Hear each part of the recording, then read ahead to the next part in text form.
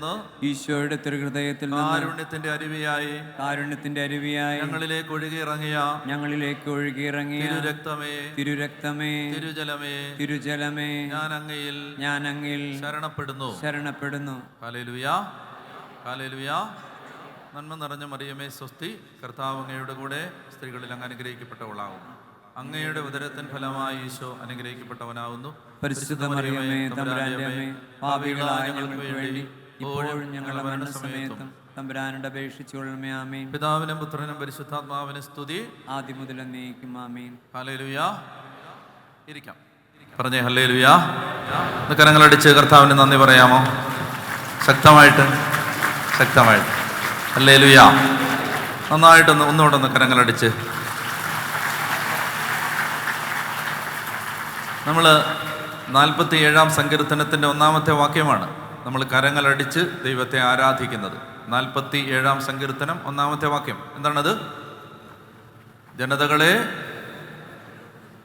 വായിച്ചത് 47-ാം സങ്കീർത്തനം 1-ാം വാക്യം. ജനതകളെ കരഘോഷം മുഴക്കുവിൻ. കരഘോഷം മുഴക്കുവിൻ. ജനതകളെ 47-ാം സങ്കീർത്തനം 1-ാം വാക്യം. പിന്നെ അടുത്തത് ദൈവത്തിൻ്റെ മുൻപിൽ ആഹ്ലാദാരവം മുഴക്കുവിൻ. അത് ആഹ്ലാദാരവം മുഴക്കിക്കേ. അതെങ്ങനെയാ? കൈ അടിച്ചിട്ട് ഹല്ലേലൂയ. അതാണ് 47-ാം സങ്കീർത്തനം 1-ാമത്തെ വാക്യം. എങ്ങനെയാണ്? ജനതകളെ കരഘോഷം മുഴക്കുവിൻ, നമ്മുടെ കർത്താവിൻ്റെ മുമ്പാകെ ആഹ്ലാദാരവം മുഴക്കുവിൻ. ആഹ്ലാദാരവം. അപ്പോൾ ഇങ്ങനെ കരങ്ങൾ അടിച്ച് ഹല്ലേലൂയ പറയുന്നത് ഒരു ദൈവവചനം അനുസരിക്കുന്നതാണ്, ഒരു വചനം അനുസരിക്കുകയാണ് അല്ലേ? അപ്പോൾ അതുകൊണ്ട് കർത്താവ് പറഞ്ഞില്ലേ, നിങ്ങളെൻ്റെ കൽപ്പനകൾ പാലിച്ചാൽ നിങ്ങളെൻ്റെ സ്നേഹിതന്മാരായിരിക്കും. അപ്പോൾ വലിയ വലിയ കൽപ്പനകളൊക്കെ അവിടെ നിൽക്കട്ടെ, ചെറുതൊക്കെ അനുസരിച്ച് തുടങ്ങാം നമുക്ക്. അപ്പോൾ നല്ല അനുസരിക്കാൻ വലിയ ബുദ്ധിമുട്ടില്ലാത്ത കൽപ്പനകളിൽ ഒന്നാണിത്. എന്താണ്? കരഘോഷം മുഴക്കുക, ഉറക്കെ ഹല്ലേലൂയ പറയുക. ഇതൊക്കെ നമുക്ക് വലിയ പണിപ്പെടാതെ ചെയ്യാൻ പറ്റുന്നതാണ്. അപ്പം നന്നായിട്ടൊന്ന് കരങ്ങളടിച്ച് ഉറക്കെ ഒരു ഹല്ലേലൂയ പറഞ്ഞേ. ആമേൻ, ആമേൻ. ദൈവത്തിന് മഹത്വം. എനിക്ക് ഒത്തിരി സന്തോഷമുണ്ട്. കൺവെൻഷൻ തീരുന്ന ദിവസമായതുകൊണ്ട് മാത്രമല്ല, അതൊരു സന്തോഷമാണ്. കാരണം അതൊരു ആശ്വാസമാണ്. കാരണം ഒരു ഭാരം കൂടെ കഴിഞ്ഞു, ഒരു ഭാരവും കൂടെ തീർന്നു. ഇനി അടുത്തൊരു ഭാരം, അടുത്തത് അല്ല, ഓരോന്ന് കഴിയുമ്പോൾ ആശ്വാസമാണ്. പറഞ്ഞേ ഹല്ലേലൂയ. അതായത് ഒരു സുവിശേഷം ഇപ്പം അച്ഛന്മാരും ഒക്കെ ഉള്ളത് കൊണ്ട് അച്ഛന്മാരെ സംബന്ധിച്ച് ഇതെല്ലാം ബാധകമാണ്. അതായത് നിങ്ങൾ ഒരു ആത്മീയ ശുശ്രൂഷകൻ്റെ ഊർജം പോകുന്നത് ശാരീരികമായിട്ട് മാത്രമല്ല. അതായത് നമ്മൾ ഭയങ്കരമായിട്ട് എക്സോസ്റ്റഡ് ആവും എന്ന് പറഞ്ഞാൽ എല്ലാം. ഒരു ജനത ഒരു 10,000, 15,000, 20,000 പേര് ഇങ്ങനെ വന്ന് വചനം കേൾക്കുമ്പോൾ ഒരാൾ അത് കഴിയുമ്പോൾ കരിമിഞ്ഞണ്ടി പോലാവും. പറഞ്ഞേ ഹല്ലേലൂയ. അക്ഷരാർത്ഥത്തിലാവും. നമ്മൾ ഒന്നിനും കൊള്ളാത്തവരായിട്ട് മാറും. കാരണം ആ ജനം, കർത്താവ് പറഞ്ഞില്ലേ, നിങ്ങൾ എൻ്റെ ശരീരത്തെ തൊട്ടപ്പോൾ ആരാണ് എന്നെ തൊട്ടത് ഇല്ലേ? അപ്പോൾ എന്താ കർത്താവ് എങ്ങനെ പറഞ്ഞേ? എന്നിൽ നിന്ന്. അതങ്ങനെയാണത്. അപ്പോൾ അതുകൊണ്ട് ഓരോ ശുശ്രൂഷ കഴിയുമ്പോഴും നമ്മൾ സീറോയാവും. ഇനി ആ സീറോയിൽ നിന്ന് വേണം വീണ്ടും ഇനി കൃപകൾ വരാൻ. പറഞ്ഞേ ഹല്ലേലൂയ. അപ്പോൾ അതുകൊണ്ട് നിങ്ങൾ പ്രാർത്ഥിക്കണം. ഈ ഈസ്റ്റർ വരെ മുടങ്ങാത്ത ഓരോ ദിവസവും, ഒരു ദിവസം പോലും വിശ്രമമില്ലാത്ത ഓട്ടമാണ്. അപ്പം നിങ്ങൾ പ്രാർത്ഥിക്കണം. പറഞ്ഞേ ഹല്ലേലൂയ. മാതാപിതാക്കളുടെ ശ്രദ്ധയ്ക്ക് ഇന്ന് വന്ന നിങ്ങളുടെ എല്ലാ മക്കളെയും ഞാൻ കൈവച്ച് പ്രാർത്ഥിച്ചിട്ടുണ്ട്. എല്ലാവരെയും. പാടായിരുന്നത് എന്നാലും എല്ലാവരെയും പ്രാർത്ഥിച്ചിട്ടുണ്ട്. പറഞ്ഞേ ഹല്ലേലൂയ. അപ്പോൾ ചങ്ങനാശ്ശേരി കൺവെൻഷന് വരുന്നത് സന്തോഷമായിരുന്നു. അവസാനം ഇതൊന്നും പറയാൻ നേരമില്ലാത്തതുകൊണ്ട് ഞാൻ പെട്ടെന്ന് പറയുകയാണ്. അവസാനം പറയേണ്ടത് ആദ്യം പറയുകയാണ്. ചങ്ങനാശ്ശേരി കൺവെൻഷന് വരുന്നത് സന്തോഷമാണ്. പല കാരണങ്ങളുണ്ടതിന്. ഒന്നാമത്തെ ഒരു കാരണമെന്ന് പറയുന്നത്, ഞാൻ ഈ അടിസ്ഥാനപരമായി മലങ്കര സഭയിൽപ്പെട്ട ആളാണെങ്കിലും എൻ്റെ ബാല്യകാലം ഞാൻ പ്രത്യേകിച്ച് ആരാധനകളിൽ പങ്കെടുക്കാൻ എനിക്ക് സിറോ മലബാർ രൂപതയിലെ ചങ്ങനാശ്ശേരി അതിരൂപതയിലെ സിറോ മലബാർ സഭയിലെ ചങ്ങനാശ്ശേരി അതിരൂപതയിലെ ആര്യങ്കാവ് പള്ളിയിലായിരുന്നു. അപ്പോൾ അതുകൊണ്ട് അങ്ങനെയൊരു ചെറുപ്പം മുതലേ ഉള്ളൊരു ഇഷ്ടമുണ്ട് ഈ ആരാധനയോട്, കുർബാനയോട്. പിന്നീട് അത് കൂടാതെ കൺവെൻഷന് വരാൻ തുടങ്ങിയപ്പോൾ മുതൽ ഉണ്ടായ ഒരു ഇഷ്ടം, നിങ്ങൾ നന്നായി വചനം ശ്രദ്ധിക്കാൻ ആഗ്രഹിക്കുന്ന ആളുകളാണ്. വചനത്തിന് വേണ്ടി ദാഹമുള്ളവരായതുകൊണ്ട് എനിക്ക് വരാൻ സന്തോഷമായിരുന്നു. പറഞ്ഞേ ഹല്ലേലൂയ. അപ്പോൾ അതുകൊണ്ട് ദൈവത്തിന് നന്ദി പറയുന്നു. അപ്പോൾ ചിലപ്പോൾ ഇതുകൊണ്ട് നമ്മുടെ ഓട്ടം, ഈ യാത്ര, ഈ സൈക്കിൾ അവസാനിക്കും. അടുത്ത കൊല്ലം ചിലപ്പോഴല്ല, അടുത്ത കൊല്ലം വരണമെന്നില്ല. കാരണം ആ സൈക്കിൾ കഴിഞ്ഞു. പറഞ്ഞേ ഹല്ലേലൂയ. പറഞ്ഞേ ഹല്ലേലൂയ. അപ്പോൾ എനിക്ക് സന്തോഷമായിരുന്നു ഈ ഓരോ വർഷത്തെയും ചങ്ങനാശ്ശേരി കൺവെൻഷൻ. പിന്നെ ഓരോരുത്തരുടെയും ഡ്യൂട്ടി കഴിഞ്ഞാൽ പിന്നെ അങ്ങോട്ട് വരാൻ പാടില്ല, അതാണ്. അപ്പോൾ അതുകൊണ്ട് എൻ്റെ മനസ്സ് ആത്മാവൊക്കെ അങ്ങനെ പറയുന്നുണ്ട്, ഇത് തീർന്നു എന്ന്. അപ്പോൾ അതുകൊണ്ട് നിങ്ങൾക്ക് ഒത്തിരി നന്ദി. നിങ്ങൾ വചനം കേൾക്കാൻ വന്നതിനും ഇത്രയും ദാഹത്തോടെ. ഒത്തിരി പരിമിതികളുണ്ടായിരുന്നു നമുക്ക്. അതായത് ഒറ്റ കോമ്പൗണ്ടല്ല, പലയിടത്തായിട്ടാണ് ഇരിക്കുന്നത്. ഞാൻ ഒരു ദിവസം എനിക്ക് തിരുവനന്തപുരത്തിന് അത്യാവശ്യമായിട്ട് ഇത് കഴിഞ്ഞ ഉടനെ ഓടിപ്പോകേണ്ടിയിരുന്നത് കൊണ്ട് ഞാൻ പെട്ടെന്ന് ആശീർവാദം നടന്ന സമയത്ത് തന്നെ വണ്ടി എടുത്ത് പോയപ്പോഴാണ് ഞാൻ ദൈവമേ പോയത് അബദ്ധമായെന്ന് ഞാൻ ഓർത്ത്. കാരണം ആളുകളെല്ലാം വഴിയിലെല്ലാം റോഡിലുമെല്ലാം കസേരയിട്ടിരിക്കുകയാണ്. വണ്ടി എടുത്തുകൊണ്ട് പോകാൻ പറ്റാതായിപ്പോയി. പിന്നെ അതുങ്ങൾ പാവമായതുകൊണ്ട് എന്നെ ഉപദ്രവിക്കാതെ ഒരു തരത്തിൽ കസേരയൊക്കെ മാറ്റി വിട്ടു. പറഞ്ഞേ ഹല്ലേലൂയ. ഹല്ലേലൂയ. അപ്പോൾ അങ്ങനെയെല്ലാം റോഡിലും അവിടെ എല്ലാം ഇരുന്ന് ഇങ്ങനെ കേൾക്കുകയാണ്. അപ്പോൾ ഒത്തിരി പരിമിതികളുണ്ട്. ഒരു കോമ്പൗണ്ടല്ല, ഒരു സ്റ്റേജിൻ്റെ മുമ്പിലല്ലാതെ സ്ക്രീനിൻ്റെ മുമ്പിലൊക്കെ ഇരുന്ന് നിങ്ങൾ ഇത്രയും ദാഹത്തോടെ വരുന്നത് വചനം കേൾക്കാനുള്ള ആഗ്രഹം കൊണ്ടാണ്. അത് ഞാൻ ദൈവത്തെ മഹത്വപ്പെടുത്തുന്നു. ചങ്ങനാശ്ശേരി അതിരൂപത വചനത്തോട് കാണിക്കുന്ന ദാഹത്തിന് ഞാൻ ദൈവത്തെ മഹത്വപ്പെടുത്തുന്നു. അപ്പോൾ അത് നിങ്ങളുടെ ഒരു നന്മയാണ്. ദൈവം നിങ്ങളെ അതിൽ നിലനിർത്തട്ടെ, നമ്മുടെ തലമുറ അങ്ങനെ നിലനിൽക്കട്ടെ എന്ന് ഞാൻ പ്രാർത്ഥിക്കുകയും ചെയ്യുന്നു. അപ്പോൾ അതുകൊണ്ട് ഇന്ന് ഈ അവസാന ദിവസം നമുക്ക് കുറച്ച് സമയമുണ്ട്. ആ നമ്മുടെ സമയപരിമിതിക്കകത്ത് നിന്നുകൊണ്ട് ഞാൻ നിങ്ങളോട് ഒരുപക്ഷെ എൻ്റെ ജീവിതത്തിൻ്റെ ആരംഭകാലങ്ങളിൽ ഞാൻ പറഞ്ഞിരുന്ന പ്രധാനമായിട്ട് പറഞ്ഞുകൊണ്ടിരുന്ന ഒരു വിഷയമായിരുന്നു വിശുദ്ധ കുർബാനയുടെ പ്രബോധനം. ഒരു വിഷയം. അങ്ങനെ ആ പ്രബോധനങ്ങളാണ് ഈ ആളുകൾ എന്നെ കേൾക്കാൻ തുടങ്ങിയ പശ്ചാത്തലം. അത് ഞാൻ പറഞ്ഞു തുടങ്ങിയപ്പോഴായിരുന്നു. അപ്പോൾ അതുകൊണ്ട് തന്നെ കുർബാനയെക്കുറിച്ച് എനിക്ക് ജീവിതത്തിൻ്റെ പൗരോഹിത്യത്തിൻ്റെ ആരംഭ നാളുകളിൽ കിട്ടിയ ചില ബോധ്യങ്ങൾ ഞാൻ നിങ്ങളോട് പങ്കുവെക്കാൻ ആഗ്രഹിക്കുകയാണ്. അത് നിങ്ങളെ പരിശുദ്ധ കുർബാന അർപ്പണത്തിന് പോകാൻ സഹായിക്കും. ഞാൻ കോളേജിൽ പഠിപ്പിച്ചുകൊണ്ടിരുന്നപ്പോൾ എൻ്റെ സഹപ്രവർത്തകയായിരുന്ന ഒരു അധ്യാപിക എന്നോട് പറയും, അച്ഛൻ്റെ ആ കുർബാനയുടെ പ്രസംഗം കേട്ട് എനിക്കിപ്പോൾ രാവിലെ കിടന്നുറങ്ങാൻ പറ്റത്തില്ല, ഞാൻ പള്ളിയിൽ കുർബാനയ്ക്ക് പോകും. ഇതെനിക്കൊരു വലിയ പ്രോത്സാഹനവും സന്തോഷമായിരുന്നു. ആ ടീച്ചറൊക്കെ അങ്ങനെ പറയുന്നു. അപ്പം അനേകം ആളുകളത് പറഞ്ഞിട്ടുണ്ട്. പരിശുദ്ധ കുർബാനയെക്കുറിച്ച് പറഞ്ഞു തന്നത് ഞങ്ങൾക്ക് പരിശുദ്ധ കുർബാനയെ സ്നേഹിക്കാൻ സഹായിച്ചു എന്നുള്ളത്. അതുകൊണ്ട് ഞാൻ ഈ സമാപന ദിവസം നമ്മുടെ ഈ ചുരുങ്ങിയ സമയത്തിനകത്ത് നിന്നുകൊണ്ട് ഒരു 4-5 കാര്യങ്ങൾ കുർബാനയെ സംബന്ധിച്ച് നിങ്ങളോട് പറയാൻ ആഗ്രഹിക്കുന്നു. അതിനാധാരമായിട്ട് നമ്മൾ എടുക്കുന്നത് യോഹന്നാൻ്റെ സുവിശേഷത്തിൻ്റെ 6-ാമത്തെ അധ്യായമാണ്. യോഹന്നാൻ്റെ സുവിശേഷം 6-ാം അധ്യായം. ഈ 6-ാം അധ്യായത്തെ നമുക്ക് ഏതാണ്ട് ഒരു 5 ഭാഗമായിട്ട് തിരിക്കാം. യോഹന്നാൻ്റെ സുവിശേഷത്തിൻ്റെ 6-ാം അധ്യായത്തെ 5 ഭാഗങ്ങളായി തിരിക്കാം. ഒന്നാമത്തേത് യേശു അപ്പം വർദ്ധിപ്പിക്കുന്നു. രണ്ടാമത്തേത് യേശു വെള്ളത്തിന് മീതെ നടക്കുന്നു. 3 യേശു പറയുന്നു ഞാനാകുന്നു ജീവൻ്റെ അപ്പം.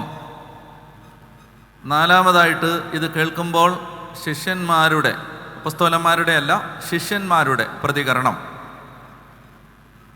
ശിഷ്യന്മാരുടെ പ്രതികരണം നെഗറ്റീവായിരുന്നു. അപ്പോൾ ഈ പ്രതികരണം കാണുമ്പോൾ 5-മത്തേത് യേശുവിന് അതിനോടുള്ള നിലപാട്. ഇങ്ങനെ 5 തലക്കെട്ടുകളിലായി യോഹന്നാൻ 6-ാം അധ്യായത്തെ നമുക്ക് ക്രോഡീകരിച്ച് അല്ലെങ്കിൽ അതിനെ നമുക്ക് വിലയിരുത്താനും വിശദീകരിക്കാനും പറ്റും. അപ്പോൾ ഇനി നന്നായിട്ട് ശ്രദ്ധിച്ചിരിക്കുക. യോഹന്നാൻ്റെ സുവിശേഷം 6-ാം അധ്യായത്തിന് എത്ര ഭാഗങ്ങൾ? 5 ഭാഗങ്ങൾ. ഒന്നാമത്തേത് യേശു ഉറക്കെ പറയണം, യേശു അപ്പം വർദ്ധിപ്പിക്കുന്നു. രണ്ടാമത്തേത് യേശു വെള്ളം അടിച്ചിട്ട് നടക്കുന്നോ? യേശു വെള്ളത്തിൻ്റെ പുറത്ത് നടക്കുന്നു എന്നൊക്കെ പറഞ്ഞാൽ വേറെ അർത്ഥമാണ്. യേശു വെള്ളത്തിൻ്റെ മീതെ നടക്കുന്നു. 3-മത്തേത് യേശു പറയുന്നു ഞാനാകുന്നു ജീവൻ്റെ അപ്പം, എൻ്റെ ശരീരം ഭക്ഷിക്കണം, എൻ്റെ രക്തം പാനം ചെയ്യണം. അപ്പോൾ അതിനോടുള്ള 4-മത്തേത് അതിനോടുള്ള ശിഷ്യന്മാരുടെ പ്രതികരണം. 5-മത്തേത് യേശുവിൻ്റെ നിലപാട്. അപ്പോൾ വേഗം നമുക്ക് അധികം സമയം എടുക്കേണ്ടതില്ല. വേഗം നമുക്ക് 6-ാം അധ്യായത്തിൻ്റെ ആദ്യ ഭാഗം യേശു അപ്പം വർദ്ധിപ്പിക്കുന്നു. യേശു അപ്പം വർദ്ധിപ്പിക്കുന്നു. അപ്പം വർദ്ധിപ്പിച്ച സംഭവത്തിൻ്റെ പൊരുൾ ഇങ്ങനെയാണ്. അപ്പം വർദ്ധിപ്പിച്ച സംഭവം ഈ ലോകത്തോട് കമ്മ്യൂണിക്കേറ്റ് ചെയ്യുന്നത് ഒരു കാര്യമാണ്. അല്ലെങ്കിൽ യേശു അപ്പം വർദ്ധിപ്പിച്ചതിലൂടെ ലോകത്തോട് പറയാൻ ആഗ്രഹിച്ച സത്യം ഇതാണ്: നിങ്ങൾ എൻ്റെ കയ്യിൽ ഒരപ്പം തന്നാൽ ആ അപ്പം എനിക്കിഷ്ടമുള്ളതുപോലെ രൂപാന്തരപ്പെടുത്താനുള്ള കഴിവ് എനിക്കുണ്ട്. അപ്പം വർദ്ധിപ്പിച്ച സംഭവത്തിൻ്റെ ആന്തരിക അർത്ഥം ഇതാണ്. എല്ലാ കാര്യങ്ങളും വിശദീകരിക്കുന്നില്ല. ഈ ഹോൾ എപ്പിസോഡിൻ്റെ മെസ്സേജ് ഇതാണ്: നിങ്ങളൊരപ്പം യേശുവിൻ്റെ കയ്യിൽ വെച്ച് കൊടുക്കൂ, യേശു അതിനെ യേശുവിന് ഇഷ്ടമുള്ളതുപോലെ രൂപാന്തരപ്പെടുത്തും. പറഞ്ഞേ ഹല്ലേലൂയാ. സംശയമുണ്ടോ? തർക്കമുണ്ടോ? യേശുവിൻ്റെ കയ്യിൽ 5 അപ്പം കൊടുത്തു. യേശു അത് 5000-ഓ 10,000-ഓ 20,000-ഓ ആയി വർദ്ധിപ്പിച്ചു. അപ്പോൾ യേശുവിൻ്റെ കയ്യിൽ അപ്പം കൊടുത്താൽ യേശുവിന് അപ്പത്തിൽ മാറ്റം വരുത്താൻ കഴിയും. എന്ന് പറഞ്ഞേ, അപ്പത്തിൽ മാറ്റം വരുത്താൻ കഴിയും. അപ്പത്തിൽ Jesus is able to transform the bread. യേശു അപ്പത്തിൽ മാറ്റം വരുത്താൻ കഴിയുന്നവനാണ്. സംശയമുണ്ടോ? ഇല്ല. അപ്പോൾ അത് മനസ്സിൻ്റെ ഏതെങ്കിലും ഒരു കോണിൽ ഇങ്ങനെ ഇട്ടിരിക്കുക: യേശുവിന് അപ്പത്തിൽ മാറ്റം വരുത്താൻ കഴിയും. ഒരു സന്ദേഹിയായ ഒരാത്മാവ്, സംശയാലുവായ ഒരാത്മാവ് കുർബാന അപ്പത്തിൽ യേശു ഉണ്ടോ എന്ന് ചോദിച്ചാൽ ഉത്തരം ഇതാണ്: യേശുവിന് അപ്പത്തിൽ മാറ്റം വരുത്താൻ കഴിയുമെന്ന് യേശു ലോകത്തിൻ്റെ മുമ്പിൽ സംശയ ലേശമില്ലാതെ തെളിയിച്ചിട്ടുണ്ട്. അതാണ് ആദ്യത്തെ സംഭവം. യേശു അപ്പം വർദ്ധിപ്പിക്കുന്നു. അപ്പോൾ അത് കഴിഞ്ഞു, 1-ാം ഭാഗം കഴിഞ്ഞു. 2-ാം ഭാഗം, യേശു വെള്ളത്തിനു മീതെ നടക്കുന്നു. ഒരു വസ്തു, ഭാരമുള്ള ഒരു വസ്തു, ഉദാഹരണത്തിന് ഒരു ഇരുമ്പ് കഷണം വെള്ളത്തിലിട്ടാൽ അത് വെള്ളത്തിൽ താണുപോകും. ഇരുമ്പ് കഷണം വെള്ളത്തിൽ താഴുന്ന നേരത്ത് ഇരുമ്പ് കപ്പൽ വെള്ളത്തിൽ താഴുന്നില്ല. അതെന്താണാവോ? അതായത് വെള്ളത്തിൽ താഴാതിരിക്കുന്നതിന് വെള്ളത്തിലല്ല മാറ്റം വരുത്തിയത്, ഇരുമ്പിലാണ് മാറ്റം വരുത്തിയത്. ഇരുമ്പിനെ ഇരുമ്പ് കപ്പലാക്കിയപ്പോൾ വെള്ളത്തിൽ താഴാത്ത വിധത്തിൽ അതിൻ്റെ ശരീരഘടനയിൽ അതിനൊരു ശാരീരിക വ്യത്യാസം വരുത്തി. അപ്പോഴാണ് ഇരുമ്പ് താണുപോകുമ്പോൾ ഇരുമ്പ് കപ്പൽ താഴാത്തത്. മനസ്സിലാവുന്നുണ്ടോ ഞാൻ പറയുന്നത്?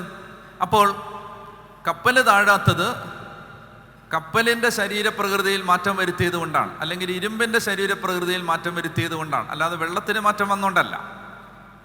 ഇനി യേശു വെള്ളത്തിന് മീതെ നടന്നു എന്ന് പറഞ്ഞാൽ യേശു വെള്ളത്തിൽ താണുപോയില്ല. പ്രപഞ്ച നിയമത്തെ അതിലംഘിച്ചുകൊണ്ട് യേശു വെള്ളത്തിന് മീതെ നടന്നു എന്ന് പറഞ്ഞാൽ അതിൻ്റെ അർത്ഥം വെള്ളത്തിന് മാറ്റം വന്നെന്നല്ല. പറയൂ, യേശു തൻ്റെ ശരീരത്തിൽ മാറ്റം വരുത്തി എന്നാണ്.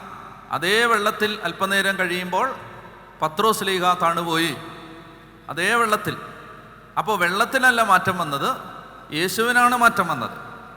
അപ്പോൾ യേശു വെള്ളത്തിന് മീതെ നടന്നു എന്ന സംഭവത്തിലൂടെ ലോകത്തോട് യേശു പറയാൻ ആഗ്രഹിച്ചത് ഇതാണ്: എനിക്ക് അപ്പത്തിൽ മാത്രമല്ല മാറ്റം വരുത്താൻ കഴിയുന്നത്, എനിക്ക് എൻ്റെ ശരീരത്തിലും മാറ്റം വരുത്താൻ കഴിയും. പറഞ്ഞേ ഹല്ലേലൂയാ. നന്നായി ശ്രദ്ധിച്ചിരിക്കുക. യോഹന്നാന്റെ സുവിശേഷം 6-ാം അധ്യായത്തിൻ്റെ ആദ്യ ഭാഗത്ത് യേശു പറയുകയാണ്, എനിക്ക് അപ്പത്തിൽ മാറ്റം വരുത്താൻ കഴിയും. 2-ാം ഭാഗത്ത് യേശു പറയുകയാണ്, എനിക്ക് ശരീരത്തിൽ മാറ്റം വരുത്താൻ കഴിയും. ഈ വെള്ളത്തിൽ താണുപോകാത്ത വിധത്തിൽ എനിക്ക് എൻ്റെ ശരീരത്തിൽ മാറ്റം വരുത്താൻ കഴിയും എന്നൊക്കെ പറഞ്ഞേ ഹല്ലേലൂയാ. പറഞ്ഞേ ഹല്ലേലൂയാ. ഇനി ഈ 6-ാം അധ്യായത്തിൻ്റെ 1ഉം 2ഉം ചേർത്ത് വച്ചാൽ ഈ 2 സംഭവങ്ങളിലൂടെ യേശു ലോകത്തോട് ഡെമോൺസ്ട്രേറ്റ് ചെയ്തു, ലോകത്തോട് വിളിച്ചു പറഞ്ഞു, ഉദ്ഘോഷിച്ചു: എനിക്ക് അപ്പത്തിൽ മാറ്റം വരുത്താൻ പറ്റും, എനിക്ക് എൻ്റെ ശരീരത്തിലും മാറ്റം വരുത്താൻ പറ്റും. അങ്ങനെ അപ്പത്തിലും ശരീരത്തിലും മാറ്റം വരുത്താൻ കഴിയുമെന്ന് അസന്ദിഗ്ധമായി സംശയലേശമന്യേ ലോകത്തിൻ്റെ മുമ്പിൽ തെളിയിച്ച യേശു സെഗിയോൻ മാളികയിൽ വെച്ച് അപ്പം എടുത്തിട്ട് പറഞ്ഞു: ഇത് എൻ്റെ ശരീരം, ഇത് എൻ്റെ ശരീരം. അപ്പസ്തോലന്മാരിൽ ഒരാൾ പോലും സെഗിയോൻ മാളിക മുറിയിൽ വെച്ച് യേശു ഈ അപ്പം എടുത്ത് എൻ്റെ ശരീരമാണെന്ന് പറഞ്ഞപ്പോൾ യേശുവിൻ്റെ ഈ വാദഗതിയെ അവർ ചോദ്യം ചെയ്തില്ല. അവരാരും തന്നെ സംശയം പ്രകടിപ്പിച്ചില്ല. ഒറ്റിക്കൊടുക്കാൻ തക്കം പാർത്തിരുന്ന യൂദാസ് പോലും ഈ പറയുന്നത് തെറ്റാണ് എന്ന് പറഞ്ഞില്ല. നിങ്ങൾ മനസ്സിലാക്കിയിരിക്കണം, അപ്പസ്തോലന്മാരിൽ ഒരാൾ പോലും ഈ അപ്പം എൻ്റെ ശരീരമാണ് എന്ന് പറഞ്ഞപ്പോൾ, നാളെ കുരിശിൽ കീറിമുറിക്കപ്പെടാൻ പോകുന്ന ശരീരമാണ് ഈ അപ്പം, ഇത് നിങ്ങൾ വാങ്ങി ഭക്ഷിക്കുവിൻ എന്ന് പറഞ്ഞപ്പോൾ ഒറ്റിക്കൊടുക്കാൻ അവസരം കാത്തിരുന്ന യൂദാസ് പോലും യേശുവിൻ്റെ ഈ വാദഗതിയെ ചോദ്യം ചെയ്തില്ല, സംശയങ്ങൾ പ്രകടിപ്പിച്ചില്ല. അതിൻ്റെ അർത്ഥം അപ്പസ്തോലന്മാർക്ക് ഇതിനോടകം കഴിഞ്ഞ 3 കൊല്ലത്തെ പരസ്യജീവിതത്തിൻ്റെ പരിശീലനത്തിൻ്റെ നടുവിൽ അപ്പസ്തോലന്മാർക്ക് വ്യക്തതയുണ്ടായിരുന്നു. യേശുവിന് അപ്പത്തിൽ മാറ്റം വരുത്താൻ കഴിയും, ശരീരത്തിലും മാറ്റം വരുത്താൻ കഴിയും. അപ്പത്തിലും ശരീരത്തിലും മാറ്റം വരുത്താൻ കഴിയുമെന്ന് ലോകത്തോട് തെളിയിച്ചവൻ ഇപ്രകാരം സിയോൻ മാളികയിൽ വെച്ച് പ്രഖ്യാപിച്ചു, ഈ അപ്പം എൻ്റെ ശരീരം, എൻ്റെ ശരീരം ഈ അപ്പത്തിൽ. പറഞ്ഞേ ഹല്ലേലൂയാ, പറഞ്ഞേ ഹല്ലേലൂയാ. അപ്പോൾ എനിക്ക് പറയാനുള്ള ആദ്യത്തെ കാര്യം, അപ്പോൾ സംശയിക്കേണ്ട കാര്യമില്ല. യേശുവിനത് കഴിയുമോ എന്ന് സംശയിക്കേണ്ട. യേശുവിനത് കഴിയുമെന്ന് വാക്കുകൾ കൊണ്ടല്ല യേശു ലോകത്തെ ബോധ്യപ്പെടുത്തിയത്, തൻ്റെ പ്രവൃത്തി വഴിയാണ് കാണിച്ചു കൊടുത്തു. അങ്ങനെ മാറ്റം വരുത്താൻ പറ്റും. ഇത്ര മനസ്സിലായോ? അപ്പോൾ 1-ാം ഭാഗം, യോഹന്നാൻ 6-ന്റെ 1-ാം ഭാഗം, യേശു അപ്പം വർദ്ധിപ്പിക്കുന്നു, യേശുവിന് അപ്പത്തിൽ മാറ്റം വരുത്താൻ പറ്റും. 2-ാം ഭാഗം, യേശു വെള്ളത്തിൻ്റെ മീതെ നടക്കുന്നു, യേശുവിന് തൻ്റെ ശരീരത്തിൽ മാറ്റം വരുത്താൻ കഴിയും. ഇനി 3-ാം ഭാഗം, യോഹന്നാൻ 6-ന്റെ 3-ാം ഭാഗത്ത് നമ്മൾ കാണുകയാണ്, യേശു ഇപ്രകാരം ഈ 2 അത്ഭുതങ്ങളും പ്രവർത്തിച്ചതിന് ശേഷം കഫർനാമിൽ ഈ ജനം യേശുവിനെ തേടിയെത്തുമ്പോൾ, കടലിൻ്റെ മറുകരയിൽ യേശുവിനെ തേടിയെത്തുമ്പോൾ യേശു അവരോട് പറയുകയാണ്, നിങ്ങൾ നശിച്ചു പോകുന്ന നശ്വരമായ അപ്പത്തിന് വേണ്ടി അധ്വാനിക്കാതെ മനുഷ്യപുത്രൻ നൽകുന്ന അനശ്വരമായ അപ്പത്തിന് വേണ്ടി അധ്വാനിക്കുക. അപ്പോൾ അവർ യേശുവിനോട് പറഞ്ഞു, ഈ അപ്പം ഞങ്ങൾക്ക് എപ്പോഴും തരണമേ. അപ്പോൾ യേശു അവരോട് ഇങ്ങനെ മറുപടി പറഞ്ഞു, ലോകത്തിൻ്റെ ജീവന് വേണ്ടി ഞാൻ നൽകുന്ന അപ്പം ഈ എൻ്റെ ശരീരമാണ്. എന്നിട്ട് ഈശോ പറഞ്ഞു, ഞാനാകുന്നു ലോകത്തിന് ജീവൻ നൽകുന്ന ജീവൻ്റെ അപ്പം. യേശു പറയുകയാണ്, ഞാനാകുന്നു ജീവൻ്റെ അപ്പം, സ്വർഗത്തിൽ നിന്നിറങ്ങി വന്ന ജീവനുള്ള അപ്പം ഞാനാണ്. പറഞ്ഞേ ഹല്ലേലൂയാ. അപ്പോൾ ഇത് പറയുന്ന സമയത്ത് ജനത്തിന് 2 സംശയങ്ങളുണ്ടായി. ജനത്തിന് 2 ഞാൻ യോഹന്നാൻ, നിങ്ങൾ വീട്ടിൽ ചെന്ന് വായിച്ചാൽ മതി, ഓരോന്നും ഞാൻ വായിപ്പിക്കുന്നില്ല, നേരമില്ലാത്തതുകൊണ്ട്. അപ്പോൾ ഇത് യേശു പറയുമ്പോൾ ശിഷ്യന്മാർക്കല്ല ജനത്തിന് 2 സംശയമുണ്ടായി. ആ ജനത്തിൻ്റെ 2 സംശയമാണ്. ഒന്ന്, ഇവൻ നസറത്തിൽ നിന്നുള്ള തച്ചൻ്റെ ജോസഫിൻ്റെയും മേരിയുടെയും മകനല്ലേ, പിന്നെ എങ്ങനെയാണ് ഇവൻ സ്വർഗത്തിൽ നിന്നിറങ്ങി എന്ന് പറയുന്നത്? രണ്ടാമതായിട്ട് ജനത്തിൻ്റെ 2ാമത്തെ സംശയം അവർ ചോദിക്കുകയാണ്, ഇവൻ എങ്ങനെയാണ് ഇവൻ്റെ ശരീരം ഭക്ഷണമായി തരാൻ പറ്റുന്നത്? ഇത് ജനം, സാമാന്യ ജനം, ആകമാന ജനം, പബ്ലിക് ആൾക്കൂട്ടം ചോദിക്കുന്നതാണ്. അപ്പോൾ യേശു അത് വിശദീകരിച്ച് അതിന് മറുപടിയെല്ലാം കൊടുത്തിട്ട് കർത്താവ് ഈശോ മിശിഹാ വീണ്ടും ഒരിക്കൽ കൂടി പറഞ്ഞു, എൻ്റെ ശരീരം ഭക്ഷിക്കുകയും എൻ്റെ രക്തം പാനം ചെയ്യുകയും ചെയ്യുന്നില്ലെങ്കിൽ നിങ്ങൾക്ക് നിത്യജീവൻ ഉണ്ടായിരിക്കുകയില്ല. ആദ്യം വളരെ ശ്രദ്ധിക്കണം, ആദ്യം പറഞ്ഞത് ശരീരം ഭക്ഷിക്കുക എന്ന് മാത്രമാണ്. ഈ ചോദ്യങ്ങൾ ചോദിക്കാൻ ജനം ചോദ്യം ചോദിച്ചു തുടങ്ങിയപ്പോൾ യേശു രക്തം കുടിക്കണമെന്നുകൂടെ പറഞ്ഞു. അത് യഹൂദന് ചിന്തിക്കാൻ പോലും പറ്റാത്ത കാര്യമാണ്. കാരണം രക്തത്തിൽ ജീവനുണ്ടെന്നും രക്തം കലർന്ന ഭക്ഷണം കഴിക്കരുതെന്നും യഹൂദന് മോശ നിയമം കൊടുത്തിട്ടുണ്ട്. അതുകൊണ്ട് രക്തം കുടിക്കണം എന്നുകൂടി പറഞ്ഞപ്പോഴേക്കും ശിഷ്യന്മാരുൾപ്പെടെ എല്ലാവരും എഴുന്നേറ്റു.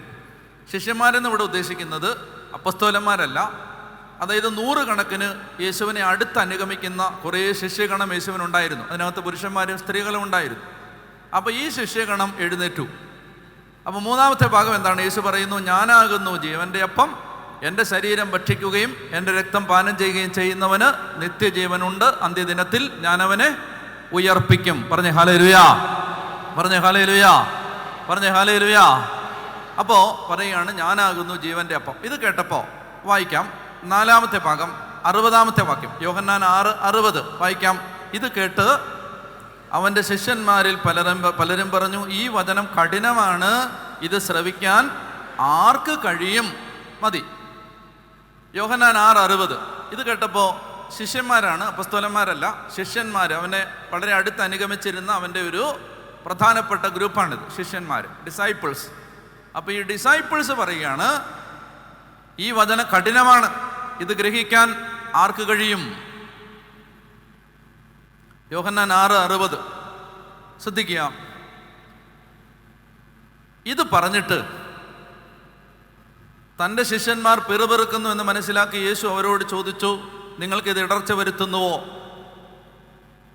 65 അവൻ പറഞ്ഞു, അതുകൊണ്ടാണ് പിതാവിൽ നിന്ന് വരം ലഭിച്ചാലല്ലാതെ എൻ്റെ അടുത്ത് വരാൻ ആർക്കും കഴിയുകയില്ല എന്ന് ഞാൻ നിങ്ങളോട് പറഞ്ഞത്. 66 വളരെ പ്രധാനപ്പെട്ട വാക്യമാണ്, 4-ാം ഭാഗം 66 യോഹന്നാൻ 6:66 വെരി വെരി വെരി ഇമ്പോർട്ടൻറ്റ്. വായിച്ച യോഹന്നാൻ 6:66. ഇതിനുശേഷം അവൻ്റെ ശിഷ്യന്മാരിൽ വളരെ പേർ അവനെ വിട്ടുപോയി, പിന്നീട് ഒരിക്കലും അവർ അവൻ്റെ കൂടെ നടന്നില്ല. വിട്ടുപോയിട്ട് 15 ദിവസം കഴിഞ്ഞ് തിരിച്ചു വന്നില്ല, പിന്നീട് ഒരിക്കലും അവർ അവൻ്റെ കൂടെ നടന്നില്ല. ശ്രദ്ധിക്കുക, ഇത് കേട്ടവൻ്റെ ശിഷ്യന്മാര് പലരും പറഞ്ഞു, ഈ വചനം കഠിനമാണ്, ഇത് ആർക്ക് ഗ്രഹിക്കാൻ കഴിയും? അതിനുശേഷം അവൻ്റെ ശിഷ്യന്മാര് വളരെ പേർ അവനെ വിട്ടുപോയി, പിന്നീട് ഒരിക്കലും അവർ അവൻ്റെ കൂടെ നടന്നില്ല. തിരുസഭയിലെ ആദ്യത്തെ വിഭജനം നടന്നത് 4-ാം നൂറ്റാണ്ടിലല്ല, 15-ാം നൂറ്റാണ്ടിലല്ല, പിന്നീടുണ്ടായ നൂറ്റാണ്ടുകളിലല്ല. സഭയിലെ ആദ്യത്തെ വിഭജനം സാക്ഷാൽ കർത്താവായ യേശുക്രിസ്തു പരിശുദ്ധ കുർബാനയെക്കുറിച്ച് പഠിപ്പിച്ചുകൊണ്ടിരുന്നപ്പോഴാണ് സഭയിലെ ആദ്യത്തെ വിഭജനം.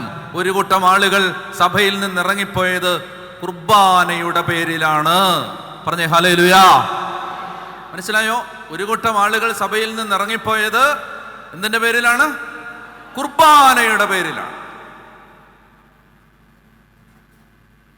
യേശുവിൻ്റെ ഹൃദയം 100 ആടുകളുള്ള ഇടയൻ, 99 നീതിമാന്മാർ, നല്ല ആടുകൾ, 1 വഴിതെറ്റിപ്പോയ ആട്.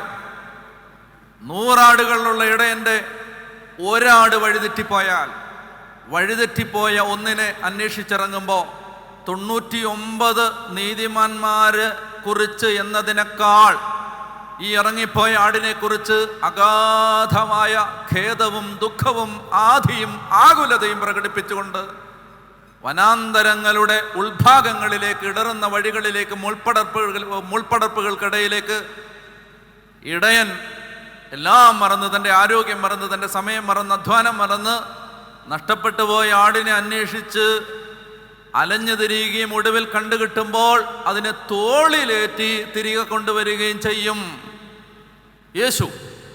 ഇതാണ് യേശുവിൻ്റെ ഹൃദയം, കരുണാർദ്രമായ ഹൃദയം. ഈ ചെറിയവരിൽ ഒരുവൻ പോലും വഴിതെറ്റിപ്പോകരുത് എന്ന് ആഗ്രഹിക്കുന്ന യേശുവിൻ്റെ ഹൃദയം, ഈ ചെറിയവരിൽ ആരെയും നിന്ദിക്കരുത് എന്ന് പറയുന്ന യേശുവിൻ്റെ ഹൃദയം, ഒരാൾ പോലും നഷ്ടപ്പെടാതിരിക്കാൻ ആഗ്രഹിക്കുന്ന ഹൃദയം, ഇതാണ് ഈശോയുടെ ഹൃദയം. എന്നാൽ നമ്മളെ അത്ഭുതപ്പെടുത്തുന്ന, വിസ്മയിപ്പിക്കുന്ന, ആശ്ചര്യപ്പെടുത്തുന്ന ഒരു പ്രതികരണം യേശുവിൽ നിന്നുണ്ടാവുകയാണ്. യേശുവിൻ്റെ സാധാരണ പരിചയമുള്ള സ്വഭാവത്തിന് കടകവിരുദ്ധമായ ഒരു സ്വഭാവ പ്രതികരണം യേശുവിൽ നിന്നുണ്ടാവുകയാണ്.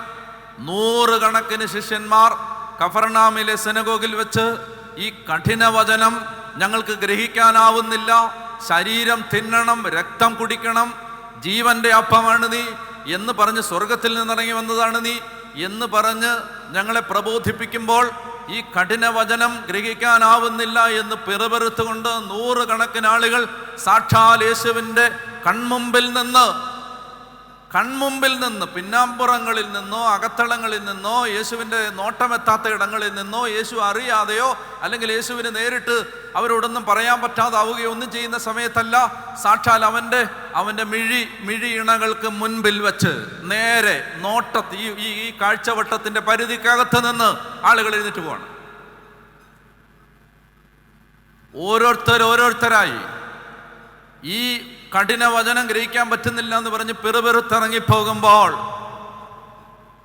വഴിതെറ്റിപ്പോയ ഒന്നിൻ്റെ പിന്നാലെ കണ്ടുകിട്ടുവോളം അധ്വാനിച്ചിറങ്ങുമെന്ന് പറഞ്ഞ അതേ ഇടയൻ തിരിച്ചു വിളിച്ചില്ല എന്ന്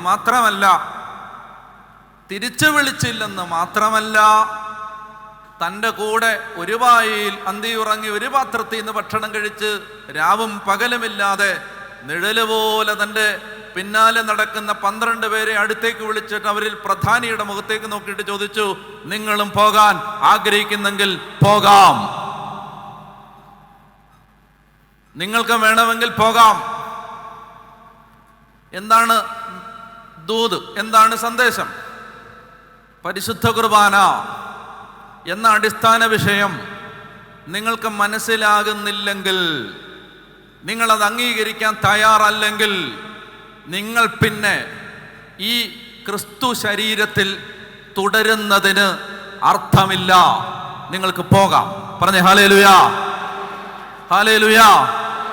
പരിശുദ്ധ കുർബാന എന്താണെന്ന് മനസ്സിലാകാത്ത 10 കോടി ആളുകൾ, പരിശുദ്ധ കുർബാന എന്താണെന്ന് മനസ്സിലാകാത്ത 100 കോടി ആളുകൾ, സഭയിലുള്ളതിനേക്കാൾ നല്ലത് കുർബാന മനസ്സിലാകുന്ന 100 പേർ സഭയിലുണ്ടാവുന്നതാണ്.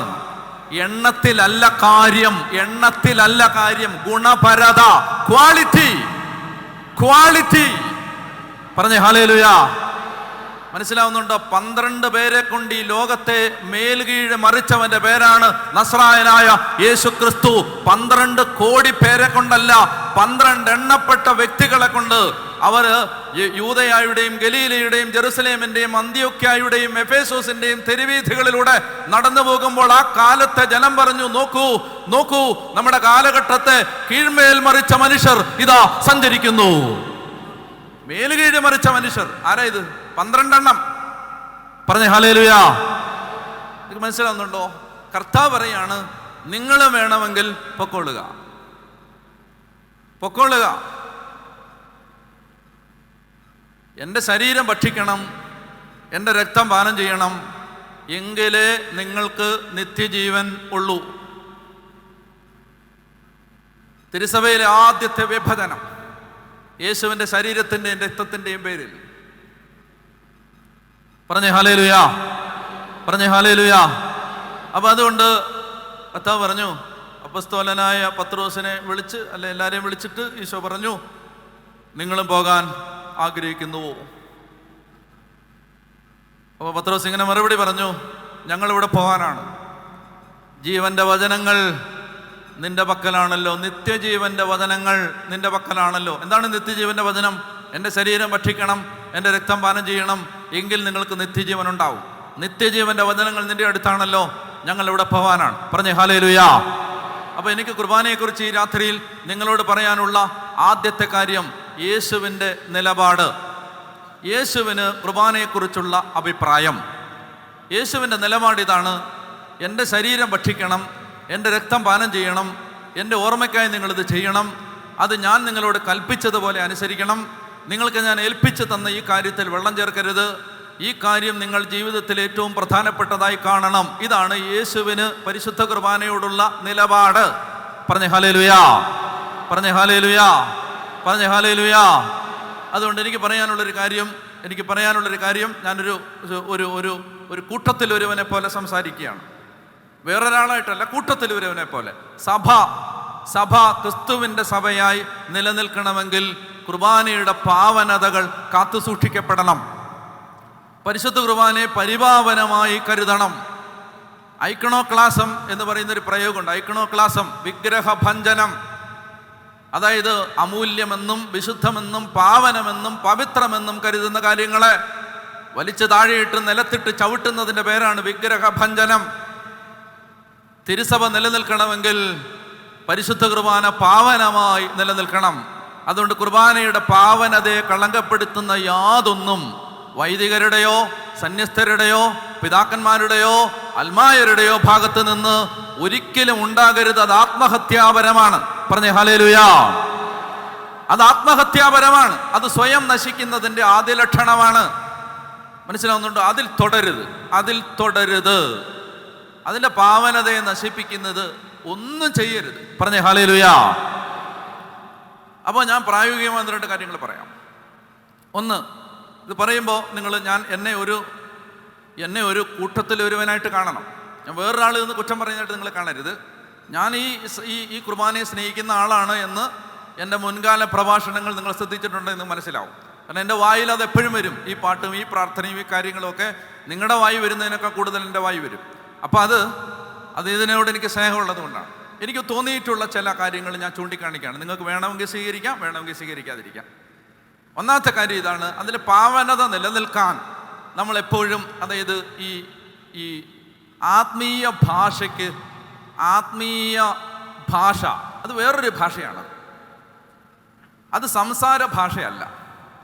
അതുപോലെ തന്നെ ആത്മീയമായ കാര്യങ്ങൾക്ക് നിങ്ങൾ ഏത് മതത്തിലും എടുത്തോ, ഏത് മതത്തിലും ആ മതത്തിലെ ഒരു പ്രാർത്ഥനയ്ക്ക് ഒരു താളമുണ്ട്.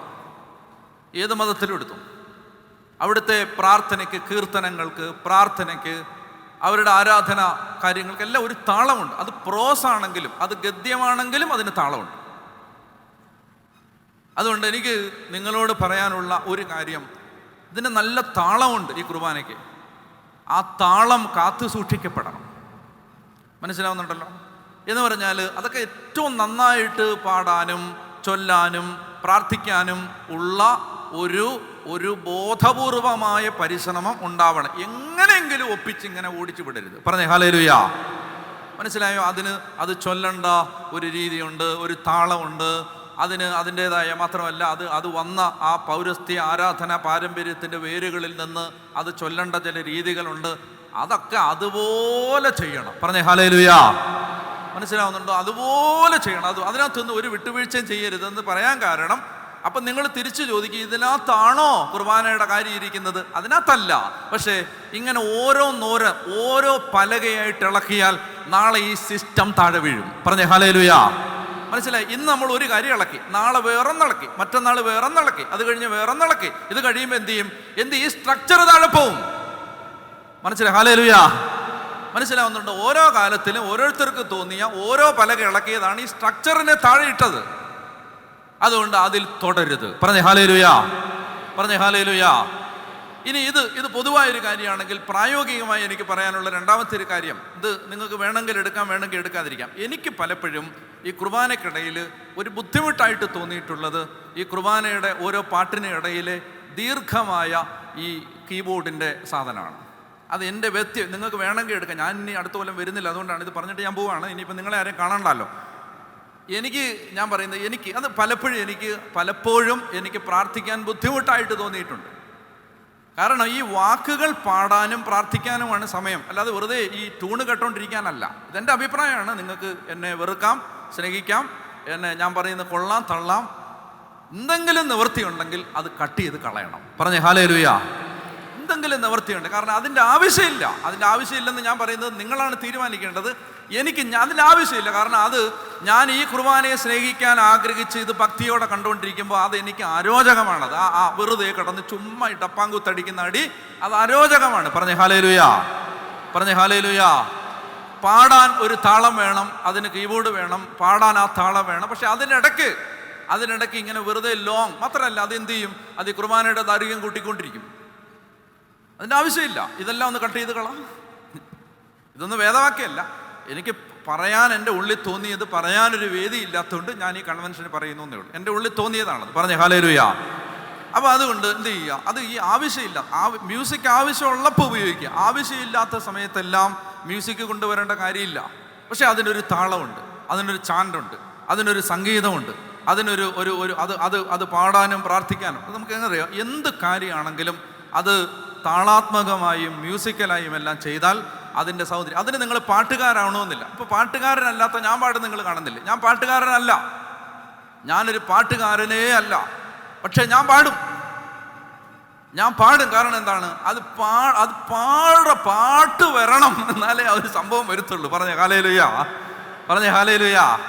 അപ്പോൾ അതുകൊണ്ട് കാറ്റഗിസം ടീച്ചേഴ്സ്, സിസ്റ്റേഴ്സ്, അച്ഛന്മാർ എല്ലാം ശ്രദ്ധിക്കാൻ അറിയാം. ഇത് നന്നായിട്ട് താളത്തിൽ പാടാനും അതുപോലെ താളത്തിൽ ചൊല്ലാനും പ്രാർത്ഥിക്കാനും പറ്റുന്ന രീതിയിൽ അത് പരിശീലനം. കാരണം എന്താ പറയുക? നിങ്ങളോട് ഞാൻ പറയുന്നതെന്നറിയാം, നിങ്ങളോട് പറഞ്ഞാൽ നിങ്ങൾ ചെയ്യും. നിങ്ങളിത് ചെയ്യുന്നതാണ്. നിങ്ങൾ അതിന് ശ്രദ്ധ കൊടുക്കുന്ന ആളുകളാണ്. പറഞ്ഞേ ഹല്ലേലൂയാ. പറഞ്ഞേ ഹല്ലേലൂയാ. പറഞ്ഞേ ഹല്ലേലൂയാ. ഞാൻ നമ്മുടെ വെള്ളാനിക്കൽ അച്ഛൻ ചൊല്ലുന്ന ഒരു കുർബാന യൂട്യൂബിലുണ്ട്. ഞാനത് കേട്ടിട്ടുണ്ട്. അത് നല്ലതാണ്. നിങ്ങൾക്ക് ഇഷ്ടമുണ്ടായിരിക്കും, ഇഷ്ടമില്ലായിരിക്കും, എനിക്ക് അറിഞ്ഞുകൂടാ. എന്നെ സംബന്ധിച്ച് ഞാൻ വേറൊരു സഭയപ്പെട്ട ആളാണ്. ഞാനത് കേൾക്കുമ്പോൾ എനിക്ക് അതിനകത്ത് കുറച്ചുകൂടെ മനുഷ്യൻ്റെ ഹൃദയം അതിനോട് ഒട്ടി നിൽക്കുന്ന വിധത്തിലുള്ള ഒരു ആരാധനാ താളം അതിനകത്തുണ്ട്. പറ്റുമെങ്കിൽ അതൊക്കെ പഠിക്കണം. അതൊക്കെ നല്ല രസമാണത്. മനസ്സിലായോ? അത് ചൊല്ലാൻ ആളുകളപ്പം നിർത്തി ചൊല്ലാൻ അതിനകത്തൊരു സംഭവം വരും. പറഞ്ഞേ ഹല്ലേലൂയാ. വേണമെങ്കിൽ എടുക്കാം, വേണ്ടെങ്കിൽ തള്ളാം, ഓക്കെ, വിട്ടേക്ക്. ഇതൊന്നും ഗൗരവമുള്ള കാര്യങ്ങൾ, അത്രയും ഗൗരവമുള്ള, ഇതുപോലെ വചനം പോലെ ഗൗരവമുള്ള കാര്യങ്ങളല്ല. പക്ഷേ കുർബാനയെക്കുറിച്ച് പറഞ്ഞപ്പോൾ ഇതിൻ്റെ പാവനതയെ കളങ്കപ്പെടുത്തുന്നതൊന്നും ചെയ്യരുത്. എത്രയും അത് പരിപാവനമായി നമുക്ക് ചെയ്യാൻ പറ്റുമോ അതിന് വേണ്ടതെല്ലാം ചെയ്യണം. അപ്പം ഞാൻ നിങ്ങളോട് പറഞ്ഞു, നിങ്ങൾ വെള്ളയിട്ട് വരണം. വെള്ളയിട്ട് വന്നില്ലെങ്കിലും ഒന്നും സംഭവിക്കാൻ പാടില്ല കുർബാനയ്ക്ക്. പക്ഷേ നിങ്ങൾ വെള്ളയിട്ട് വരുമ്പോൾ നിങ്ങളുടെ കുഞ്ഞുങ്ങൾക്കൊരു കാര്യം മനസ്സിലാവും, ഇതൊരു ഗൗരവമുള്ള കാര്യമാണ്. നിങ്ങൾ നേരത്തെ വരുമ്പോൾ നിങ്ങളുടെ കുഞ്ഞുങ്ങൾക്ക് മനസ്സിലാവും, ഇത് ഗൗരവമുള്ള കാര്യമാണ്, ഇതിനകത്ത് പ്രാധാന്യമുണ്ട്, ഇത് എൻ്റെ അപ്പനും അമ്മയും വില കൊടുക്കുന്ന കാര്യമാണ്. നിങ്ങൾ തലേന്ന് എല്ലാം എടുത്തു വെച്ച് നാളെ പള്ളിയിൽ പോകണമെന്ന് പറഞ്ഞ് തലേന്ന് വൈകിട്ട് തന്നെ എല്ലാം തയ്യാറെടുത്ത് റെഡിയായി എല്ലാവരും നേരത്തെ എഴുന്നേക്കാനുള്ള അലാമെല്ലാം സെറ്റ് ചെയ്ത്, അപ്പോൾ അവർക്ക് മനസ്സിലാവും നാളെ ഞായറാഴ്ച ഇത് വളരെ സീരിയസ് ആയൊരു കാര്യമാണ്. പറഞ്ഞേ ഹല്ലേലൂയാ, പറഞ്ഞേ ഹല്ലേലൂയാ, പറഞ്ഞേ ഹല്ലേലൂയാ. അപ്പോൾ അതുകൊണ്ട് അതാണ് ഞാൻ പറഞ്ഞു വരുന്ന ഒന്നാമത്തെ കാര്യം. യേശുവിന് പരിശുദ്ധ കുർബാനയോട് ഭയങ്കര പ്രാധാന്യമാണ് യേശു കൊടുത്തിരിക്കുന്നത്. അതാണ് ഒന്നാമത്തെ കാര്യം. തൽക്കാലം അതവിടെ നിൽക്കട്ടെ. രണ്ടാമത്തെ കാര്യം, യേശുവിൻ്റെ അഭിപ്രായം ഇതാണെങ്കിൽ സാത്താൻ്റെ ആറ്റിറ്റ്യൂഡ് എന്താണ്? ഇതാണ് രണ്ടാമത്തെ കാര്യം. പിശാചിന് കുർബാനയോടുള്ള സമീപനം എന്താണ്? എനിക്ക് ഈ യാത്രക്കിടയിൽ ഉണ്ടായ ചില അനുഭവങ്ങളുടെ വെളിച്ചത്തിൽ ഞാൻ മനസ്സിലാക്കിയ സാത്താൻ ആരാധനയെക്കുറിച്ചുള്ള ചില കാര്യങ്ങൾ നിങ്ങളോട് ഞാൻ പങ്കുവെക്കുന്നു. പണ്ടൊക്കെ ഇത് ഞങ്ങൾ പറയുമ്പോൾ ഇത് നമ്മൾ മാത്രമേ പറയത്തുള്ളായിരുന്നു. ഇന്ന് നിങ്ങൾ യൂട്യൂബിലൊക്കെ നോക്കിയാൽ ഈ സാധാരണ സെക്കുലറായി വ്ളോഗൊക്കെ ചെയ്യുന്ന ആളുകൾ സാത്താൻ ആരാധനയുടെ പിന്നാമ്പുറങ്ങൾ തേടി അന്വേഷിച്ച് അതിൻ്റെയൊക്കെ റിപ്പോർട്ടുകൾ ഇട്ട വ്ളോഗുകളും വീഡിയോകളും ഒക്കെ യൂട്യൂബിലുണ്ട്. സാത്താൻ ആരാധനക്കാർ ചെയ്യുന്നത് എന്താണ്? സാത്താൻ സേവക്കാർ ചെയ്യുന്നത് പരിശുദ്ധ കുർബാനയെ അവഹേളിക്കാൻ വേണ്ടി കത്തോലിക്ക സഭയുടെ അല്ലെങ്കിൽ അപ്പസ്തോലിക സഭകളുടെ കുർബാനയുടെ ബലിപീഠത്തിന് പകരം അവർ ഒരു കറുത്ത ബലിപീഠം തയ്യാറാക്കുന്നു. ഈ കറുത്ത ബലിപീഠത്തിന് അർപ്പിക്കപ്പെടുന്ന അവരുടെ ആരാധനയുടെ പേരാണ് കറുത്ത കുർബാന അഥവാ ബ്ലാക്ക് മാസ്.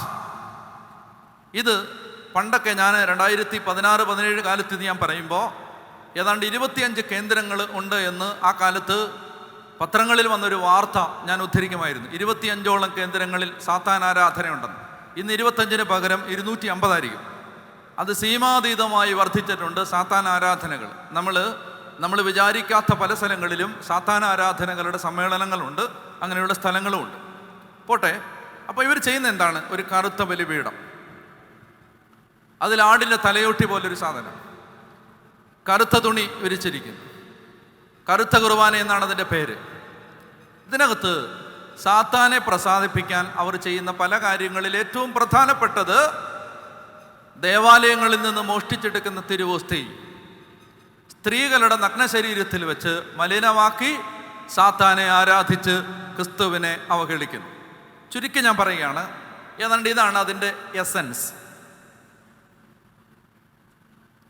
കോഴിക്കോട് ഒരു കോളേജിൽ ധ്യാനം നടക്കുമ്പോൾ കൗൺസിലിങ്ങിന് ഒരു ചേട്ടൻ കൗൺസിലിംഗ് നടത്തിക്കൊണ്ടിരിക്കുമ്പോൾ ഒരു പെൺകുട്ടി ഇതുപോലെ വന്നപ്പോൾ ആ കൗൺസിലിംഗ് നടത്തുന്ന ചേട്ടൻ അവളോട് കർത്താവ് തന്നൊരു ദർശനപ്രകാരം ചോദിച്ചു, നീ ഈശോയെ വിൽക്കുന്നുണ്ടോ എന്ന് ചോദിച്ചു.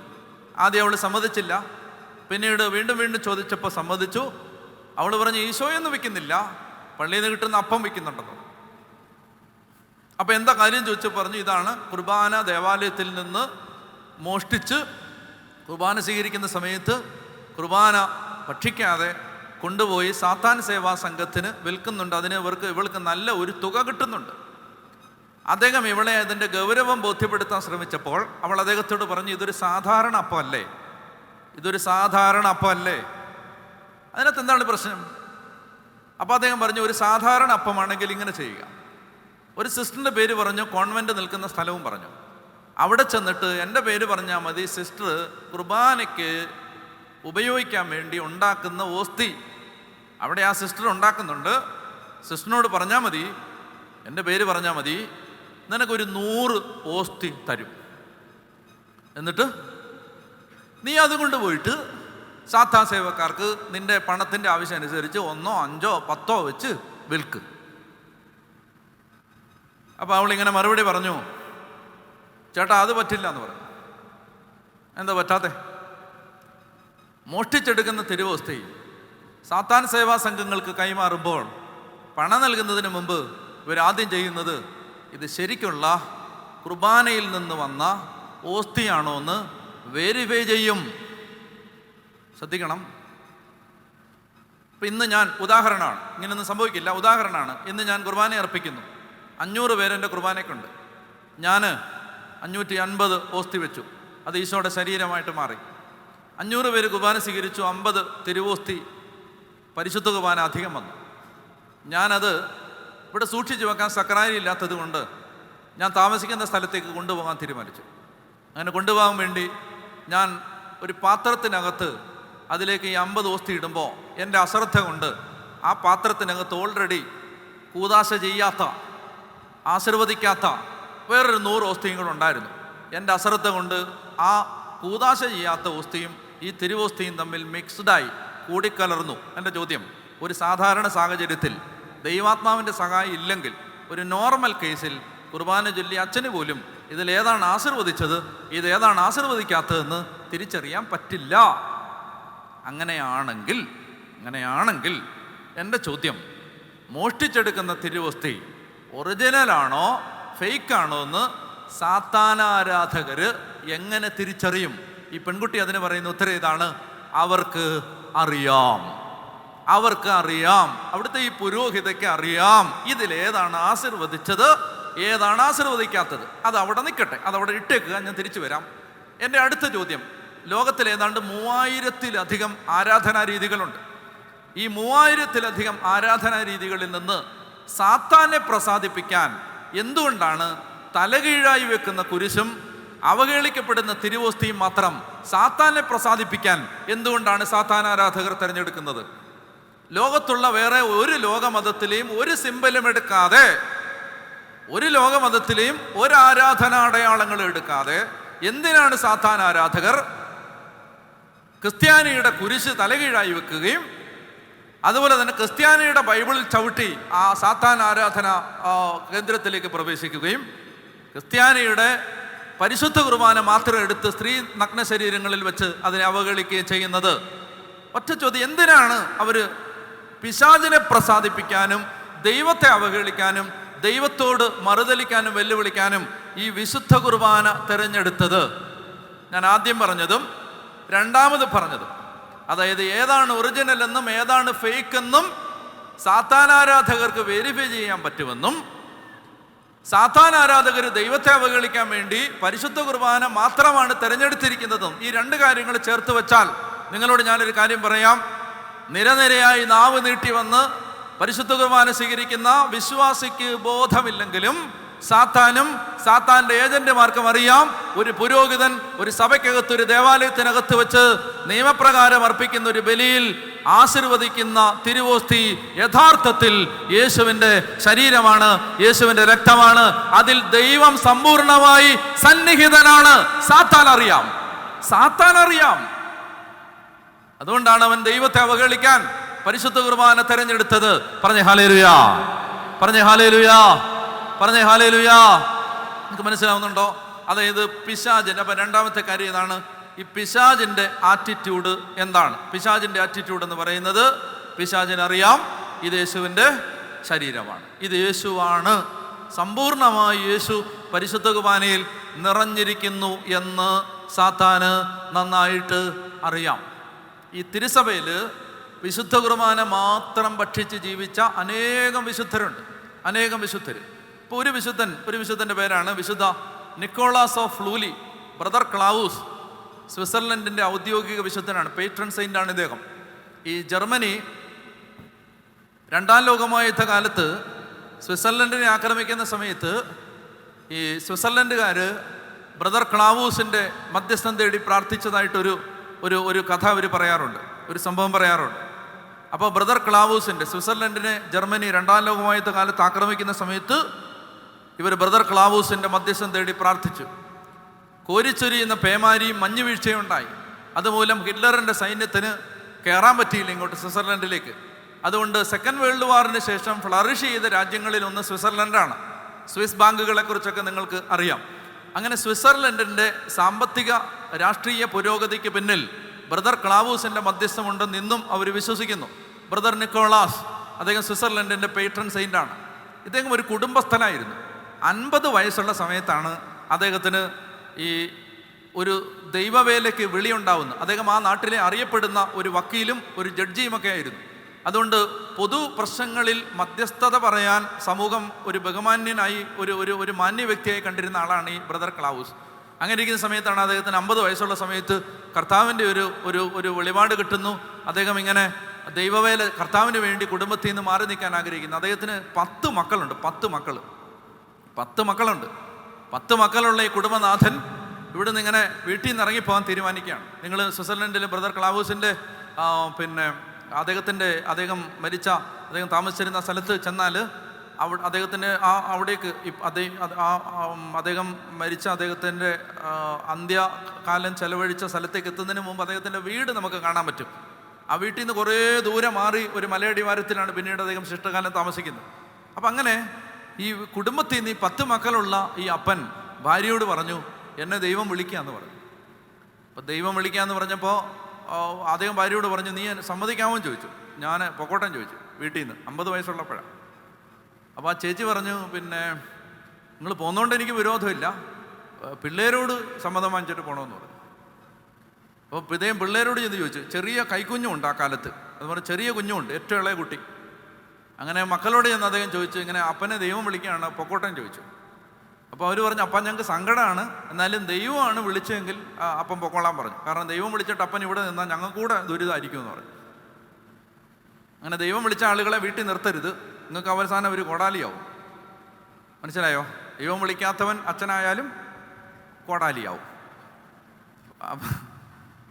അപ്പോൾ പിള്ളേർക്ക് ബോധം ഉണ്ടായിരുന്നുകൊണ്ട് അവർ പറഞ്ഞതെന്നറിയോ, അപ്പോൾ ആ ദൈവം വിളിച്ചെങ്കിൽ അപ്പൻ ദൈവം ഇത് ഇവിടെ നിൽക്കല്ലേ, പെട്ടെന്ന് പൊക്കോളാൻ പറഞ്ഞു.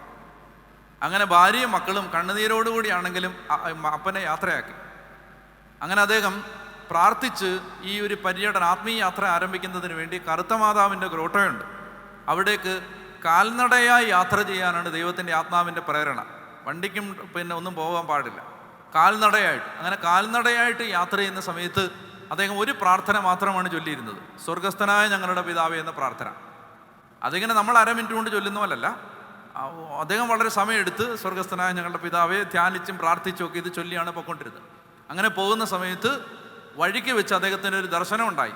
ആ ദർശനം ഇതാണ്: ഒരു മാലാഖ അദ്ദേഹത്തിൻ്റെ ഉദരത്തിൽ ഒരു വാള് കുത്തി ഇറക്കുന്ന അനുഭവം ഉണ്ടായി. ആ അനുഭവത്തിന് ശേഷം അദ്ദേഹത്തിന് ആഹാരം കഴിക്കാൻ വയ്യാതായി. മനസ്സിലായോ? പിന്നെ അദ്ദേഹത്തിന് ഭക്ഷണം കഴിക്കാൻ പറ്റത്തില്ല. ഈ ദർശനം ഉണ്ടായതിന് ശേഷം ഈ ബ്രദർ ക്ലാവൂസ് താമസിച്ചിരുന്ന ആ ഒരു ചാപ്പൽ, ഒരു പള്ളിയോട് ചേർന്നാണത്. ആ താമസിച്ചിരുന്ന അവിടെ ഒരു രണ്ട് കമ്പ്, ഇങ്ങനെ 2 ചെറിയ തടി കഷണം ഇങ്ങനെ ചേർത്ത് കെട്ടിയിട്ട് കട്ടിലാക്കി. അതിനകത്ത് ഇത്രയും വീതിയേ ഉള്ളൂ, എനിക്കൊന്നും കിടക്കാൻ പറ്റില്ല, അത്രയും അദ്ദേഹം കിടന്ന കട്ടിൽ. അപ്പോൾ അതിനകത്താണ് കിടന്നിരുന്നത്. അപ്പോൾ അദ്ദേഹത്തിൻ്റെ പിന്നീടുള്ള ജീവിതത്തിൻ്റെ കാലം മുഴുവൻ അദ്ദേഹം പരിശുദ്ധ കുർബാനയല്ലാതെ വേറൊന്നും ഭക്ഷിച്ചിട്ടില്ല എന്ന് ആ രൂപതയുടെ ഔദ്യോഗിക രേഖകളിൽ പരാമർശമുണ്ട്. അത് രൂപതയുടെ ആ റിപ്പോർട്ടിൽ ആ രൂപത പഠിച്ചിട്ട് പറഞ്ഞിരിക്കുകയാണ്, ഇദ്ദേഹം ഏതാണ്ട് 25 വർഷത്തോളം പരിശുദ്ധ കുർബാനയല്ലാതെ, അവിശ്വസനീയമായിട്ട് തോന്നാം, പരിശുദ്ധ കുർബാനയല്ലാതെ വേറെ ഒന്നും ഭക്ഷിച്ചിട്ടില്ല. പറഞ്ഞേ ഹല്ലേലൂയ. ഇപ്പം ഇത് പറയുമ്പോൾ നിങ്ങൾ പറയും, തെളിവൊന്നുമില്ലല്ലോ, ഇതിപ്പോൾ ആർക്ക് വേണേലും പറയാം, ഇങ്ങനെയൊക്കെ അങ്ങനെയാണ് കഴിച്ചിരുന്നത്, നമ്മൾ കാണുന്നൊന്നുമില്ല. മാത്രമല്ല വീഡിയോ റെക്കോർഡുകളോ ശാസ്ത്രജ്ഞന്മാരോ ഡോക്ടർമാരോ പരിശോധിച്ച റിപ്പോർട്ടുകളോ ഒന്നുമില്ല. അങ്ങനെയുള്ള സന്ദേഹികൾക്ക് വേണ്ടി ഒരു പേര് ഞാൻ പറയാം. ആ പേര് ഇതാണ്: അലക്സാണ്ട്രീന ഡക്കോസ്റ്റ. വെപ്പുവല്ലുള്ളവർ പറയരുത്. അടുത്തിരിക്കുന്നവരുടെ തലമുടിയിലൊക്കെ നിങ്ങളുടെ പല്ല് പോയിരുന്ന് നിങ്ങളെ നോക്കി ചിരിക്കും. എന്താണ് അലക്സാണ്ട്രീന ഡക്കോസ്റ്റ? അപ്പോൾ അലക്സാണ്ട്രീന ഡക്കോസ്റ്റ എന്ത് ചെയ്യുന്നറിയാം? 1967 കാലമാണ്. ഈ തയ്യൽക്കാരിയായിരുന്നു.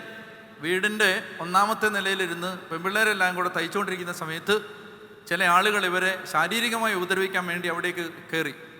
അപ്പോൾ കന്യകാത്വം ദൈവത്തിന് സമർപ്പിച്ച് കന്യകയായി ജീവിച്ചു കൊള്ളാമെന്ന് വാഗ്ദാനം ചെയ്ത് ഈ പെൺകുട്ടിക്ക് തൻ്റെ കന്യകാത്വം നഷ്ടപ്പെടുമെന്ന് തോന്നിയപ്പോൾ അവൾ ആ ജനാല വഴി താഴേക്ക് ചാടി. അങ്ങനെ ആ ചാട്ടത്തിൽ അവൾക്ക് അപകടം പറ്റി, നട്ടെല്ല് തകർന്ന് പിന്നീട് മരണം വരെ അവൾ കിടപ്പിലായിപ്പോയി, ശയ്യാവലംബിയായി. പിന്നെ ആ കിടക്കയിൽ നിന്ന് അവൾ എഴുന്നേറ്റിട്ടില്ല.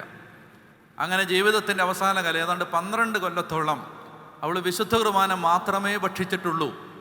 അപ്പോൾ അതുകൊണ്ട് ഇത് വെരിഫൈ ചെയ്യാനും പഠിക്കാനുമായിട്ട് നിങ്ങൾ ആ സഹോദരിയുടെ ജീവചരിത്രം വായിച്ചാൽ ഇത് മനസ്സിലാവും. വൈദ്യശാസ്ത്രം ചോദ്യങ്ങൾ ഉന്നയിച്ചു, ഡോക്ടർമാർ സംശയിച്ചു, രൂപതയ്ക്ക് പരാതി അയച്ചു. അങ്ങനെ രൂപതയുടെ നേതൃത്വത്തിൽ മെത്രാൻ്റെ നിർദ്ദേശം അനുസരിച്ച് ഈ പെൺകുട്ടിയെ അവസാന കാലഘട്ടങ്ങളിൽ ഈ ആശുപത്രിയിലേക്ക് മാറ്റി നിരീക്ഷിക്കാൻ ആളുകളെ ഏർപ്പാട് ചെയ്തു. ഇവൾ വേറെ ഒരു ഭക്ഷണവും കഴിക്കുന്നില്ല എന്ന് അവർ ഉറപ്പുവരുത്താൻ വേണ്ട ക്രമീകരണങ്ങൾ ചെയ്തു. അവളുടെ മുറിയിലേക്ക് പ്രവേശിക്കാനുള്ള അനുവാദം നഴ്സസിനും ഡോക്ടർമാർക്കും കഴിഞ്ഞാൽ വിശുദ്ധ കുർബാനയും കൊണ്ട് രാവിലെ വരുന്ന അച്ഛന് മാത്രമായിരുന്നു. അങ്ങനെ 12 കൊല്ലം അവസാന കാലഘട്ടങ്ങളിൽ അവൾ പരിശുദ്ധ കുർബാന മാത്രം ഭക്ഷിച്ച് ജീവിച്ചതിന് മെഡിക്കലായ സ്റ്റേറ്റ്മെൻറ്റുകൾ അവൈലബിൾ ആണ്. പറഞ്ഞേ ഹല്ലേലൂയ.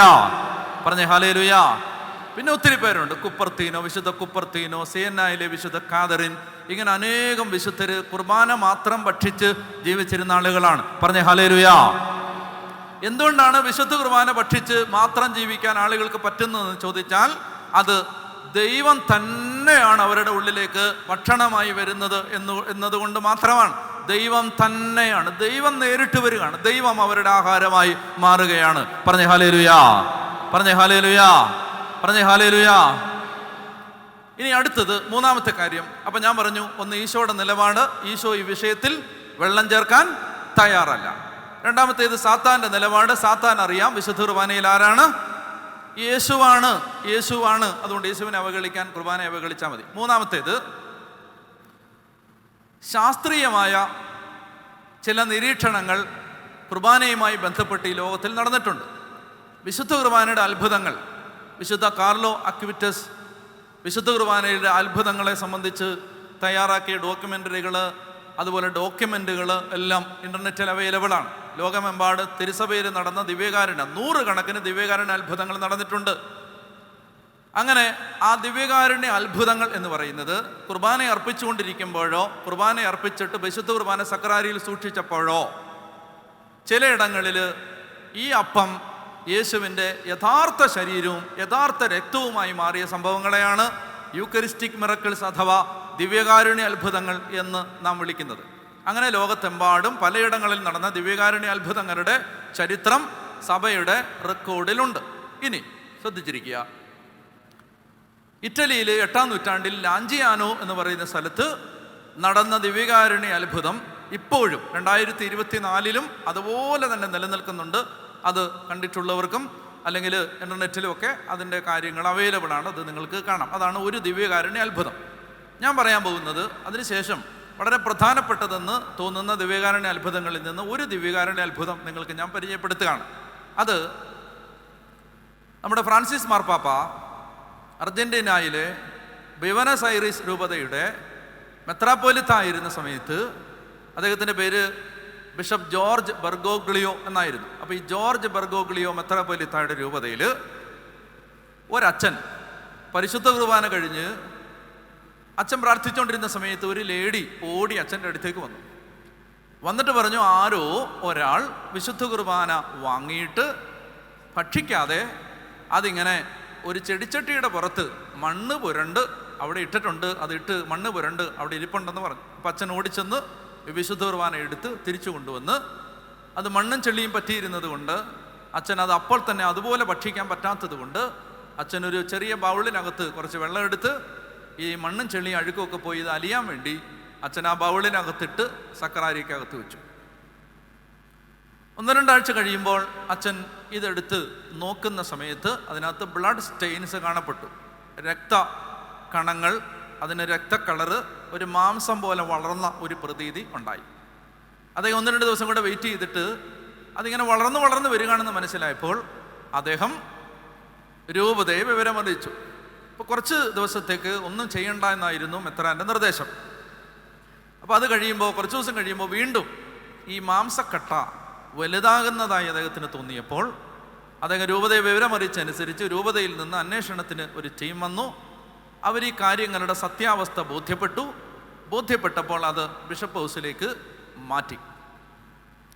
അവിടെ വെച്ച് ഫ്രാൻസിസ് മാർപ്പാപ്പ, അന്നത്തെ ജോർജ് ബെർഗോഗ്ലിയോ മെത്രാപ്പൊലിത്ത, അദ്ദേഹം ഒരു ടീം ഓഫ് ഡോക്ടേഴ്സിനെയും ടീം ഓഫ് സയൻറ്റിസ്റ്റിനെയും ശാസ്ത്രജ്ഞന്മാരെയും ഡോക്ടർമാരെയും ഉൾപ്പെടുന്ന ഒരു ടീമിനെ വിളിച്ചു വരുത്തിയിട്ട് ശാസ്ത്രീയമായി ഇതെന്താണ് എന്ന് പരിശോധിക്കാൻ ആവശ്യപ്പെട്ടു.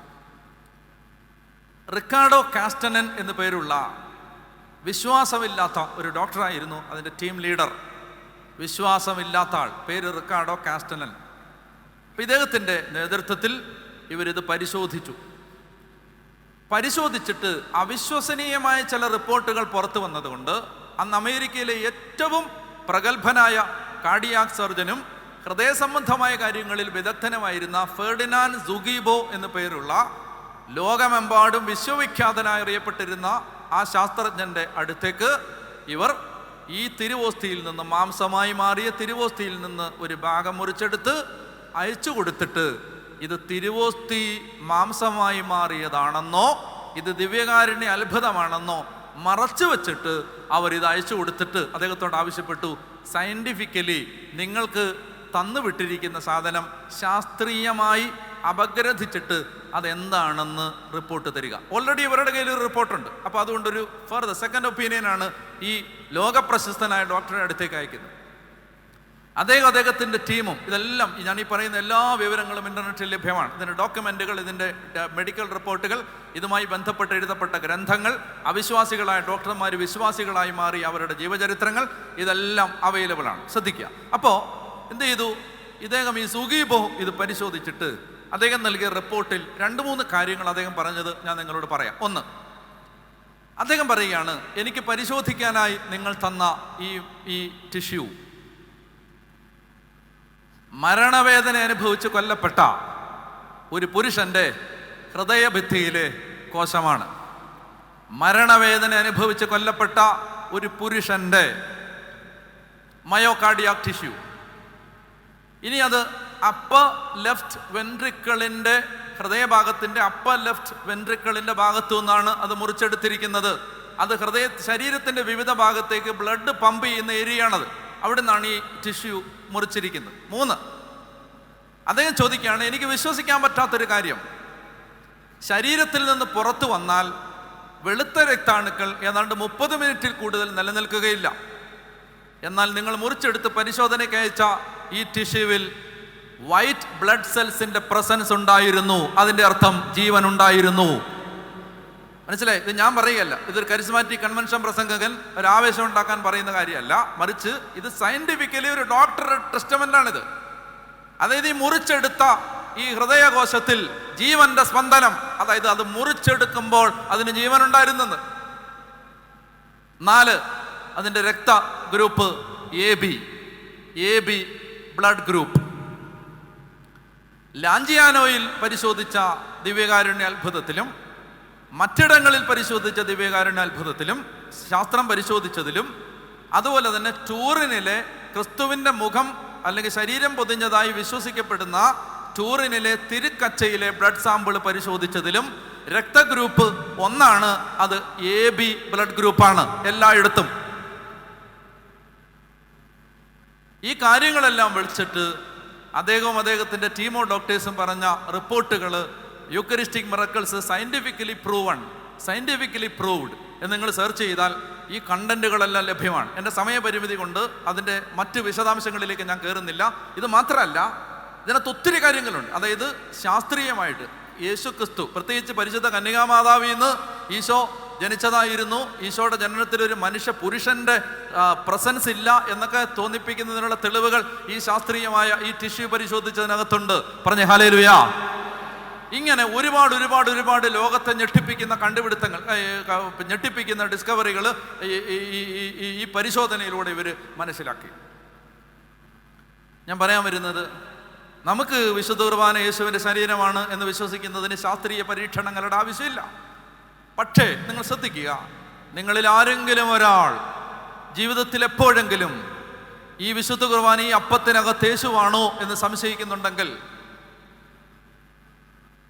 ഒരുപാട് ശാസ്ത്രജ്ഞന്മാർ അവരുടെ അവിശ്വാസത്തിൽ നിന്ന് വിശ്വാസത്തിലേക്ക് വരാൻ കാരണമായ ഈ കണ്ടുപിടുത്തങ്ങളെക്കുറിച്ചുള്ള ഒരു ഓർമ്മപ്പെടുത്തൽ നിങ്ങളുടെ മുമ്പിലേക്ക് വെച്ചിട്ട് ഞാൻ നിങ്ങളോട് പറയുകയാണ്, നാം നിരനിരയായി വന്ന് ഓരോ ദിവസവും നാവ് നീട്ടി സ്വീകരിക്കുന്ന പരിശുദ്ധ കുർബാന മരണവേദന അനുഭവിച്ച് കൊല്ലപ്പെട്ട നമ്മുടെ കർത്താവായ യേശു ക്രിസ്തുവിന്റെ ഹൃദയമാണ് എന്ന് നിങ്ങൾ മറന്നു പോകരുത്.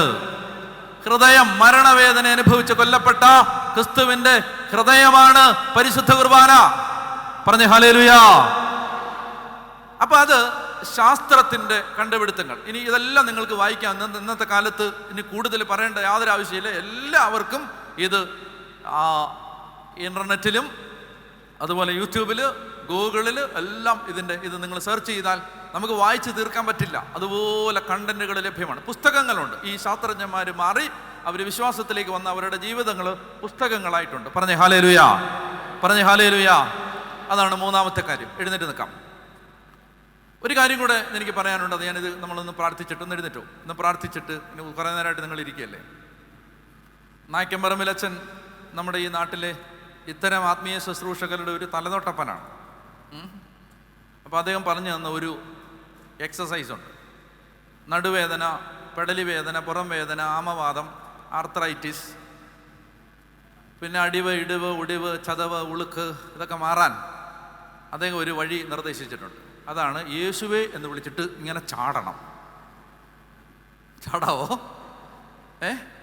ഇത് നായ്ക്കമ്പറമ്പിലച്ഛൻ പറഞ്ഞായതുകൊണ്ട് നമുക്ക് സംശയിക്കൊന്നും വേണ്ട. നമ്മുടെ നാട്ടിലെ പാവപ്പെട്ട ഒരു സുവിശേഷകൻ 19 കൊല്ലമായിട്ട് കർത്താവ് മാത്രം കൺമുമ്പിൽ വെച്ച് നടക്കുന്ന ഒരു പാവം സുവിശേഷകൻ പറഞ്ഞ എന്താണ്, നമുക്ക് സംശയിക്കേണ്ട. അങ്ങേർക്ക് വേറെ ഒരു ലക്ഷ്യമില്ല. സുവിശേഷം യേശു, വേറെ ഒന്നുമില്ല. ഇത് മാത്രമേ ഉള്ളൂ. അപ്പം അങ്ങനെയുള്ള ഒരു പാവം സാധു സുവിശേഷകൻ പറഞ്ഞു തന്ന കാര്യമായതുകൊണ്ട് നമുക്ക് എടുക്കാതെ കേട്ടോ. അപ്പോൾ എല്ലാവരും ചെയ്യണം ഒരു ചെറിയ അനുസരണം. യേശുവേന്ന് വിളിക്കുക, ഒറ്റച്ചാട്ടം. ചാടിക്കോ. സഭയൊന്നാകെ ചാടുകയാണ് എല്ലാവരും. സഭയൊന്നാകെ എന്ന് പറഞ്ഞാൽ അച്ഛന്മാരും സിസ്റ്റേഴ്സും എല്ലാവരും സഭയൊന്നാകെ ചാടുകയാണ്. ചാടിക്കോ. യേശുവേ, ഒന്നുകൂടെ യേശുവേ, ഒന്നുകൂടെ ഉച്ചത്തിൽ യേശുവേ. ഒന്ന് കൈയടിച്ച്, കരങ്ങൾ ഉയർത്തി, ശക്തമായിട്ട് കരങ്ങളടിച്ച്, താളത്തിൽ കൈയടിച്ച് പറയാം. നന്നായിട്ട് കരങ്ങളടിച്ച് ഉറക്കെ പറഞ്ഞേ ഹല്ലേലൂയാ, ആമേൻ. ഇരിക്കാവോ? പെട്ടെന്നിരുന്നു. അപ്പോൾ വിശുദ്ധ കുർബാനയെക്കുറിച്ച് ഈശോയുടെ നിലപാട്, യേശു ഈ വിഷയത്തിൽ വെള്ളം ചേർക്കാൻ തയ്യാറല്ല. വിശുദ്ധ കുർബാനയെക്കുറിച്ച് സാത്താൻ്റെ നിലപാട്, സാത്താൻ അറിയാം ഇത് യേശുവിൻ്റെ ശരീരമാണ്. അതുകൊണ്ടാണ് സാത്താൻ അനേകം ആളുകളെ കുർബാന എന്ന ബോധ്യത്തിൽ നിന്ന് അകറ്റാൻ പരിശ്രമിച്ചു കൊണ്ടിരിക്കുന്നതും കുർബാനയിൽ കൈവക്കാൻ സാത്താൻ പ്രേരിപ്പിച്ചുകൊണ്ടിരിക്കുന്നതും. മൂന്നാമത്തേത് ശാസ്ത്രത്തിൻ്റെ നിലപാട്. ശാസ്ത്രീയമായ നിരീക്ഷണങ്ങളിൽ ശാസ്ത്രജ്ഞന്മാർ തന്നെ ദിവ്യകാരുണ്യ അത്ഭുതങ്ങൾ പരിശോധിച്ചതിൻ്റെ വെളിച്ചത്തിൽ ഇത് കർത്താവ് ഈശോ മിശിഹായുടെ ശരീരമാണ് എന്ന് തെളിയിക്കുന്ന ശാസ്ത്രീയ തെളിവുകൾ അവൈലബിളാണ്. നാലാമത്തെ കാര്യം, എന്തുകൊണ്ടാണ് പരിശുദ്ധ കുർബാന പ്രധാനപ്പെട്ടതായി മാറുന്നത്? എന്തുകൊണ്ടാണ് കുർബാന ഇത്രയും വിലപ്പെട്ടതായി നമ്മൾ കണക്കാക്കേണ്ടത്? നമ്മൾ ജീവിതത്തിൽ കുർബാനയെ മാനിച്ചാൽ അത് യേശുവിനോടുള്ള ബഹുമാനമായി മാറുന്നത്. ഞാൻ ചില പ്രായോഗിക കാര്യങ്ങൾ നിങ്ങളോട് പങ്കുവെക്കാൻ ആഗ്രഹിക്കുന്നു.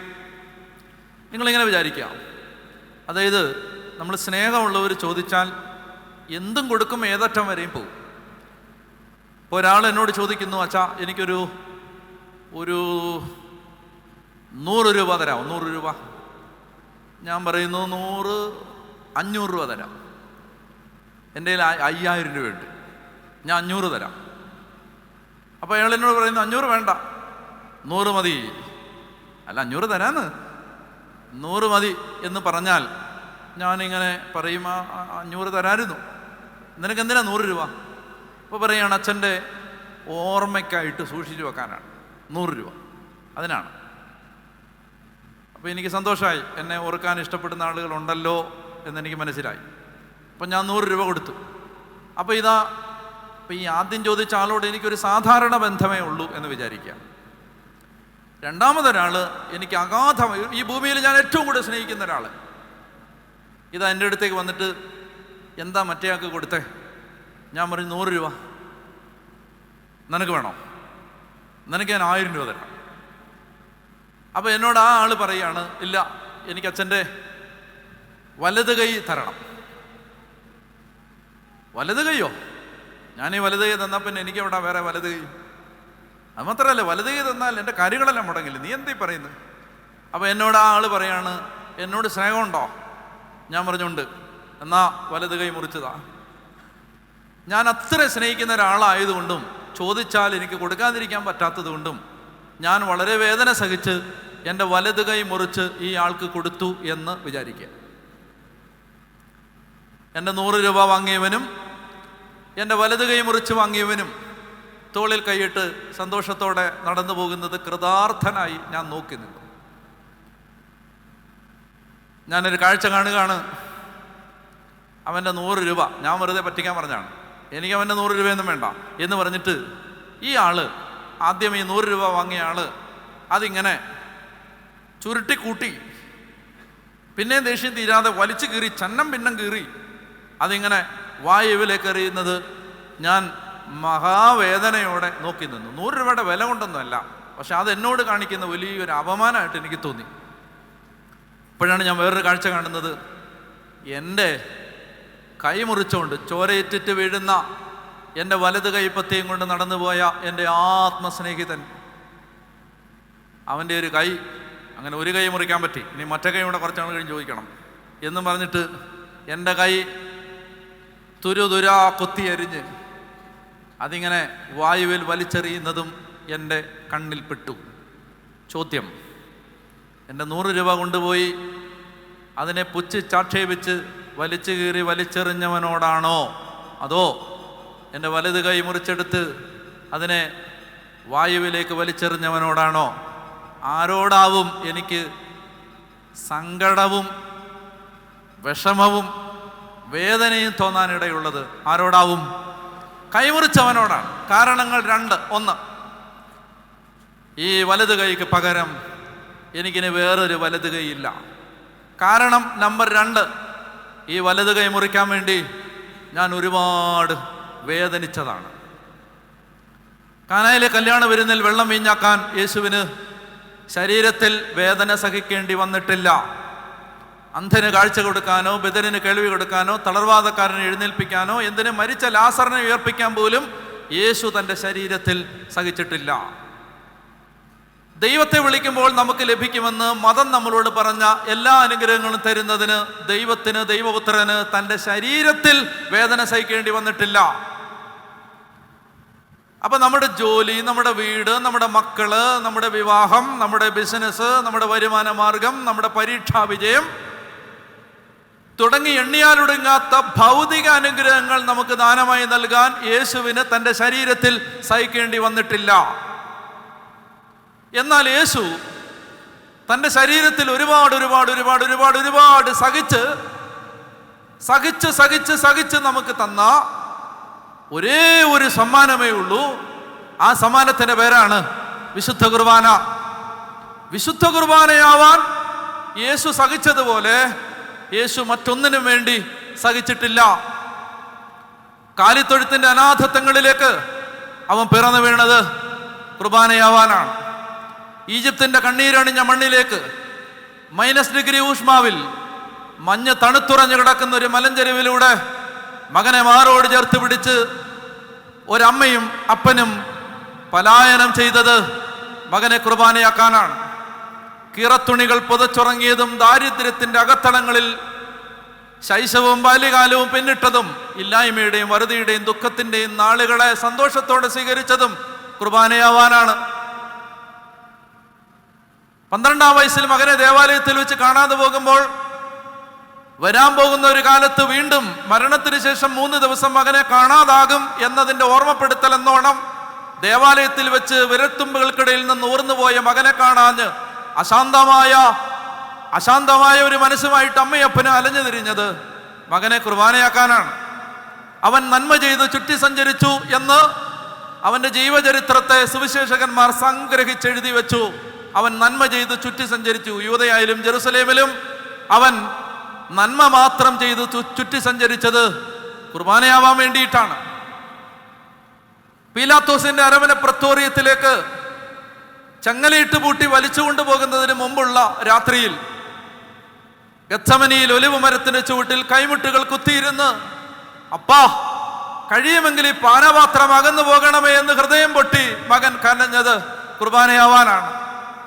സമയമായി, നമുക്ക് പോകാമെന്ന് പറഞ്ഞ് എഴുന്നേൽക്കുമ്പോ ഒരു കൈയിൽ കത്തിച്ചു പിടിച്ച പന്തങ്ങളും മറുകൈയിൽ മാരകായുധങ്ങളുമായി പട്ടാളക്കാർ അവനെ പിടിക്കാൻ നടന്നു വരുമ്പോൾ അവരുടെ മുൻപിൽ വിജയശ്രീലാളിതിനെ പോലെ നെഞ്ചു നിവർത്തി ശിരസുയർത്തി സ്നേഹം മാത്രം വാരി വിതറി വാരി വിളമ്പി കൊടുത്ത് വളർത്തിയ ഒരു ശിഷ്യൻ മുൻപിൽ ഇങ്ങനെ വന്നു നിന്ന് ഗുരു സ്വസ്തി എന്ന് പറഞ്ഞ മുഖതാവിൽ ചുംബിച്ച് ഒറ്റിക്കൊടുക്കുമ്പോ, സ്നേഹിത, ചുംബനം കൊണ്ടാണോ നീ നിന്റെ ഗുരുവിനെ ഒറ്റിക്കൊടുക്കുന്നതെന്ന് കരയാതെ കരഞ്ഞു പറഞ്ഞത് കുർബാനയാവാനാണ്. ഗത്സമനയില് തോരാത്ത കണ്ണുനീര് ഈ പാനപാത്രത്തിലേക്ക് പെയ്തിറങ്ങിയ സന്ധിയിൽ, അപ്പാ, മരണത്തെക്കാളും ദുഃഖിതമാണ് എൻ്റെ ആത്മാവെന്ന് പറഞ്ഞ് കരഞ്ഞത് കുർബാനയാവാനാണ്. ആ രാത്രിയിൽ ചങ്ങലയിട്ട് വലിച്ചിഴച്ച്, ഒരു ഭാണ്ഡക്കെട്ട് വലിച്ചിഴച്ച് കൊണ്ടുപോകുന്നത് പോലെ നമുക്കിന്ന് ജെറുസലേമിൽ പോയാൽ കാണാൻ പറ്റും. യേശുവിനെ വലിച്ചിഴച്ച് കൊണ്ടുപോയ വഴികൾ. ആ രാത്രിയിൽ അവനെ വലിച്ചിഴച്ച് കൊണ്ടുപോകുമ്പോൾ ശരീരമാകനം ഉറഞ്ഞു കീറുന്ന മഹാവേദന അനുഭവിച്ചത് കുർബാനയാവാനാണ്. ഒറ്റ രാത്രിയിൽ ഈ ചെറുപ്പക്കാരനെ 4 കോടതികൾ വിചാരണ ചെയ്തത് കുർബാനയാവൻ. അന്തി മയങ്ങിക്കഴിഞ്ഞാൽ ഒരു യഹൂദനെയും വിചാരണ ചെയ്യാൻ പാടില്ലെന്ന് നിയമമുണ്ടായിരുന്ന ഒരു മതബോധത്തിന്റെ നടുവിൽ ഒരു ചെറുപ്പക്കാരനെ രാത്രിയിൽ 4 കോടതികൾ ഉറങ്ങാതിരുന്ന് വിചാരണ ചെയ്തത് കുർബാനയാവാനാണ്. പീലാത്തോസിന്റെ അരവന പ്രത്തോറിയത്തിന് മുമ്പിൽ നാണം കെട്ടവനും നിസ്സഹായനും നിന്ദനുമായി കൈകാലുകൾ കെട്ടപ്പെട്ട് ഒരു കുറ്റവാളിയെ പോലെ മുഖം കുനിച്ചു നിന്നത് കുർബാനയാവാനാണ്. പ്രത്തോറിയത്തിലെ കൽത്തൂണിൽ കെട്ടിയിടപ്പെട്ട് ചാട്ട കൊണ്ടവനെ അടിച്ചു എന്ന് നമ്മൾ വായിക്കുന്നുണ്ട്. ചാട്ട എന്ന് പറയുമ്പോൾ കമ്പിനകത്ത് കയറ് കെട്ടിയ ഒരു ആയുധത്തിന്റെ പേരല്ല ചാട്ട, മറിച്ച് ഈയക്കട്ടകളും ഇരുമ്പിൻ കഷണങ്ങളും ഇരുമ്പാണികളും ചേർത്ത് ഉണ്ടാക്കിയ മാരകായുധത്തിന്റെ പേരായിരുന്നു ചാട്ട. ഈ 33കാരന്റെ ശരീരത്തിലേക്ക് കാരിരുമ്പിന്റെ കരുത്തുള്ള പട്ടാളക്കാരൻ ഈ ചാട്ട ഉയർത്തി ആഞ്ഞടിക്കുമ്പോൾ അടിച്ച ആ ചാട്ട തിരിച്ചെടുക്കുന്ന സമയത്ത് മാംസത്തുണ്ടുകൾ പറഞ്ഞ് ചാട്ടയ്ക്കൊപ്പം തിരിഞ്ഞു പറഞ്ഞു പോരുന്ന മഹാവേദന അനുഭവിച്ചത് കുർബാനയാവാനായിരുന്നു. വീണ്ടും അവനെ ഈ ചാട്ടവാറടി എല്ലാം കൊടുത്തതിന് ശേഷം വീണ്ടും വസ്ത്രം ധരിപ്പിച്ച് അവനെ കാൽവരി മലയിലേക്ക് കൊണ്ടുപോകുമ്പോൾ ഈ ചോര വാർന്നൊഴുകിയ ശരീരത്തിലേക്ക് വസ്ത്രം ഒട്ടിപ്പിടിക്കുകയും പിന്നീട് കാൽവരി മലയുടെ മുകളിൽ വെച്ച് അവന്റെ വസ്ത്രം വലിച്ചെടുക്കുകയും ചെയ്തപ്പോ ശരീരമാസകലം നുറുങ്ങി നീറുന്ന വേദന അനുഭവിച്ചത് കുർബാനയാവാനാണ്. മകന്റെ ചോര വീണ മണ്ണിൽ അമ്മയുടെ കണ്ണീര് വീണുടഞ്ഞ ഒരു യാത്രയുണ്ട്. കുരിശിന്റെ വഴികളുടെ ഫോട്ടോകളിൽ നമ്മൾ കണ്ടിട്ടുണ്ട്. നെടുകയും കുറുകയും ചേർത്തടിക്കപ്പെട്ട ആ കഴുമരം, ജോസേബൂസും ഒക്ടേവിയനും തുടങ്ങിയ ചരിത്രകാരന്മാർ എഴുതി വെച്ച ചരിത്ര ഗ്രന്ഥങ്ങളിൽ കുരിശുമരണത്തെക്കുറിച്ച് പ്രതിപാദിച്ചിരിക്കുന്നത് അങ്ങനെയല്ല. നമ്മൾ കുരിശിന്റെ വഴികൾ കാണുന്ന ഫോട്ടോ പോലല്ല. കുരിശിൽ തറയ്ക്കാനുള്ള കുറ്റവാളിയെ പൂർണ്ണ നഗ്നനായിട്ടാണ് കുരിശിലേക്ക് കൊണ്ടുപോകുന്നത്. പൂർണ്ണ നഗ്നനായിട്ടാണ് കുരിശിൽ തറയ്ക്കുന്നത്. കുരിശിൽ തറയ്ക്കാൻ അവരുപയോഗിക്കുന്ന കഴുമരം അതിൻ്റെ നേരെയുള്ള നെടുകയുള്ള ഭാഗം നേരത്തെ തന്നെ കുരിശിൽ തറയ്ക്കാനുള്ള മലയിൽ നാട്ടിവെച്ചിരിക്കും. കുറുകയുള്ള ഭാഗമാണ് കുറ്റവാളി ചുമക്കുന്നത്. അത് തോളത്ത് വെച്ച് ചുമക്കുകയല്ല, കൈകൾ വിരിച്ചു പിടിച്ചിട്ട് കഴുത്തിന്റെ പിന്നിൽ ഈ ഭാരമുള്ള തടിക്കഷ്ണം വെച്ച് കെട്ടുകയാണ്. അപ്പൊ കുറ്റവാളി നടന്നു പോകുന്നത് കുരിശാകൃതിയിലാണ്. കുരിശിന്റെ വഴിയുടെ പ്രാർത്ഥനയിൽ ഇങ്ങനെ പ്രാർത്ഥിക്കുന്നുണ്ട്, അവൻ 3 പ്രാവശ്യം നിലത്ത് വീണുവെന്ന്. 3 എന്നത് പ്രാർത്ഥിക്കാൻ വേണ്ടി സഭ ചുരുക്കി തന്ന സംഖ്യയാണ്. 3 അല്ല 30 അല്ല വീണത്. 3 വീണാലും 30 വീണാലും 300 വീണാലും വീഴുന്നത് മുഖമിടിച്ചാണ്. അങ്ങനെ മുഖമിടിച്ച് വീണത് കുർബാനയാവാനാണ്. കാറിത്തുപ്പിയതും അവന്റെ വിലാവ് കുത്തിത്തുളച്ചതും അവന്റെ മുഖത്തടിച്ചതും യഹൂദന്മാരുടെ രാജാവെ സ്വസ്തി എന്ന് പറഞ്ഞ് അവനെ രക്താങ്കിത വസ്ത്രങ്ങൾ ധരിപ്പിച്ച് ആ രാത്രി മുഴുവൻ പരിഹസിച്ചതും. പിന്നെ ജെറുസലേമിൽ പോയിട്ടുള്ളവർക്കറിയാം, വലിയൊരു കിണർ പോലൊരു കിടങ്ങുണ്ട്. കിണറിനകത്തേക്ക് കപ്പിയിൽ കയറിറക്കി തൊട്ടിയിറക്കി വെള്ളം കോരാൻ ഇറക്കുന്നത് പോലെ ഈ കപ്പിക്കകത്ത് കയറിട്ട് ഈ മനുഷ്യനെ ഈ ശരീരമാസകലം വരിഞ്ഞു കെട്ടി ഈ കിണറിനകത്താണ് രാത്രി മുഴുവൻ ഇട്ടിരുന്നത്. അത് സഹിച്ചത് കുർബാനയാവാൻ. പുലരിയായപ്പോൾ വീണ്ടും വിചാരണ പൂർത്തിയാക്കി കുരിശ് കാൽവരി മലയിലേക്ക് കൊണ്ടുപോയി. അവിടെ ചെന്നിട്ട് ഈ നെടുകയും കുറുകയും ചേർത്ത് വെച്ച തടിക്കഷണങ്ങളിൽ കരചരണങ്ങൾ ചേർത്ത് വെച്ചിട്ട് കൈ ഇങ്ങനെ വലിച്ചു നീട്ടി 4-5 ഇഞ്ച് നീളമുള്ള ആണി കാരിരുമ്പിന്റെ കരുത്തുള്ള കായിക ബലമുള്ള പട്ടാളക്കാരൻ ആഞ്ഞടിക്കുമ്പോ 4 പാടേക്കും ചീറി ഒഴുകുന്ന രക്തത്തുള്ളികൾ, അവന്റെ രക്തം പരന്നൊഴുകിയത് കുർബാനയാവാനാണ്. കാറിത്തുപ്പിയത് അനുഭവിച്ചതും മുഖത്തടിച്ചത് അനുഭവിച്ചതും തുപ്പലേറ്റതും വിലാവ് കുത്തിത്തുളയ്ക്കപ്പെട്ടതും കുർബാനയാവാനാണ്. മകനെ പീഡിപ്പിക്കുന്നത് നിസ്സഹായതയോടെ ഒന്നും ചെയ്യാനാവാതൊരു പാവം അമ്മ തോരാത്ത പേമഴ പോലെ കരഞ്ഞ് കാൽവരിയുടെ മുകളിൽ നിന്നത് കുർബാനയാവാനാണ്. മനുഷ്യ ചരിത്രത്തിൽ ഇന്നോളം ഒരു മനുഷ്യനും സഹിച്ചിട്ടില്ലാത്ത മഹാവേദനയുടെ മൂർധന്യാവസ്ഥ കുരിശിന്റെ നെറുകയിൽ കിടന്ന് അവൻ അനുഭവിച്ചത് കുർബാനയാവാനാണ്.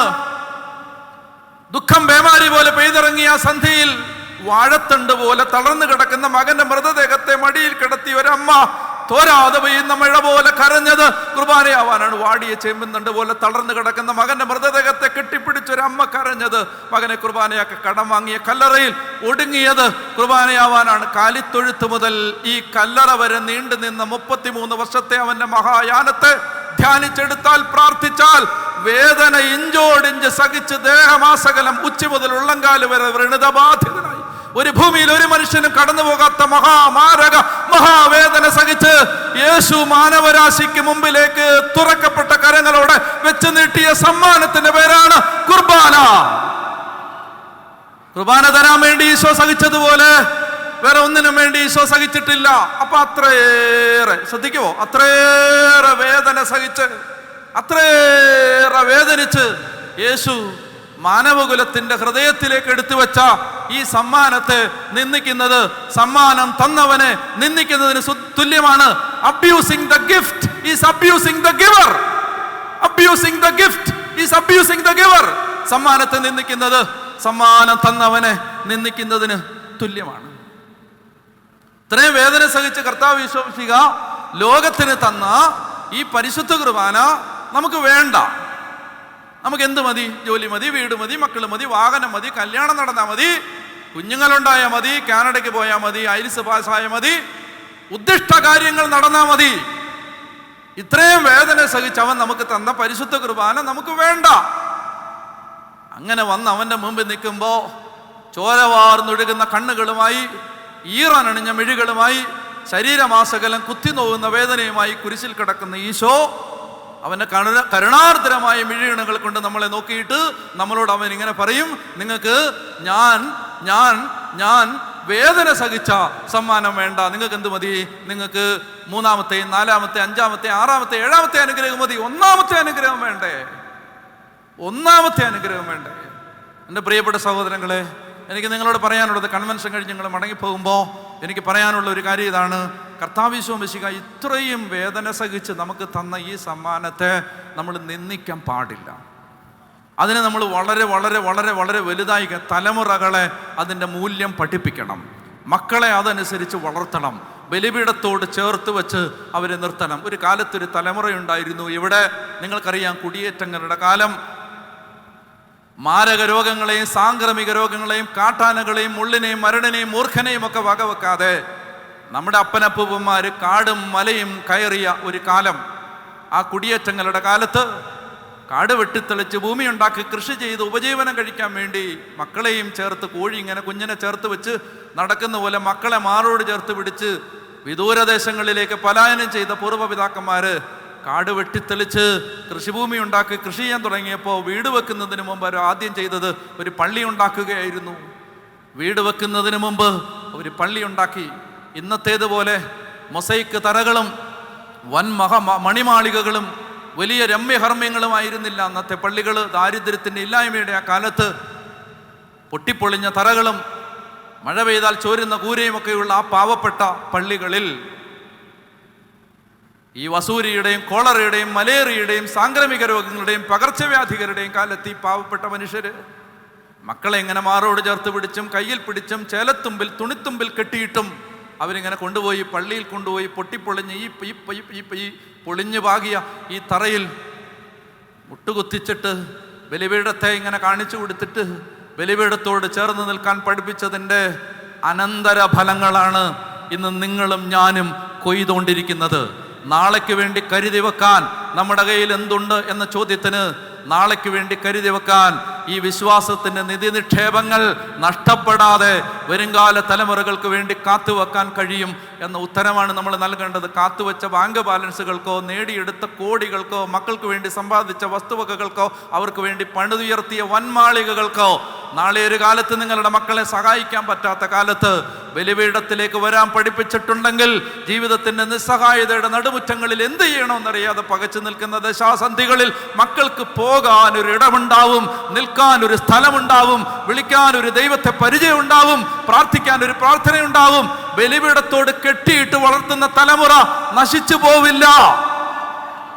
അതുകൊണ്ട് പ്രിയപ്പെട്ട സഹോദരി സഹോദരന്മാരെ, കുർബാനയെ ഗൗരവമായിട്ട് എടുക്കണം, അതിനെ നിസ്സാരമായിട്ട് കാണരുത്. നമ്മളൊന്ന് വിചാരിച്ചു നോക്കിയേ, അതായത് ഒരു പിക്നിക്ക് പോകാൻ പറഞ്ഞാൽ നമ്മൾ നേരത്തെ വരും, ഒരു ഇൻ്റർവ്യൂ ഉണ്ടെങ്കിൽ നേരത്തെ വരും, പരീക്ഷയുണ്ടെങ്കിൽ നേരത്തെ പോവും, ജോലിക്ക് നേരത്തെ പോവും, നമുക്ക് ആദായമോ വരുമാനമോ നേട്ടമോ ഉള്ള എല്ലാ കാര്യങ്ങൾക്കും മനുഷ്യൻ നേരത്തെ പോവും. നിങ്ങളിങ്ങനെ വിചാരിച്ചേ, നാളെ ഞാൻ പറയുകയാണ്, നാളെ രാവിലെ 10 മണിക്ക് കൺവെൻഷൻ എല്ലാവരും വന്നതിൻ്റെ സന്തോഷ സൂചകമായിട്ട് രാവിലെ 10 മണിക്ക് ഇവിടെ വരുന്ന ആദ്യം വരുന്ന 100 പേർക്ക് 10,000 രൂപ വെച്ച് ഞാൻ തരുമെന്ന് പറഞ്ഞാൽ നിങ്ങളിലെ കോടീശ്വരൻ ഉൾപ്പെടെ എല്ലാവരും നാളെ 10 മണിയാവാൻ കാത്തു നിൽക്കത്തില്ല. നിങ്ങൾ ഇന്ന് രാത്രി കൺവെൻഷൻ കഴിഞ്ഞ് പോകത്തില്ല, നിങ്ങൾ ഇവിടെ കിടന്നുറങ്ങും,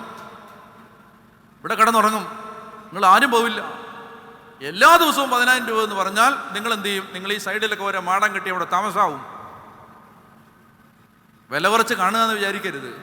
മനുഷ്യന് നേട്ടമുണ്ടെന്ന് കരുതുന്ന എല്ലാ കാര്യത്തിനും മനുഷ്യന് നേരത്തെ വരാൻ അറിയാം, സമയത്ത് വരാൻ അറിയാം. പള്ളി മാത്രമേ താമസിച്ചുള്ളല്ലോ.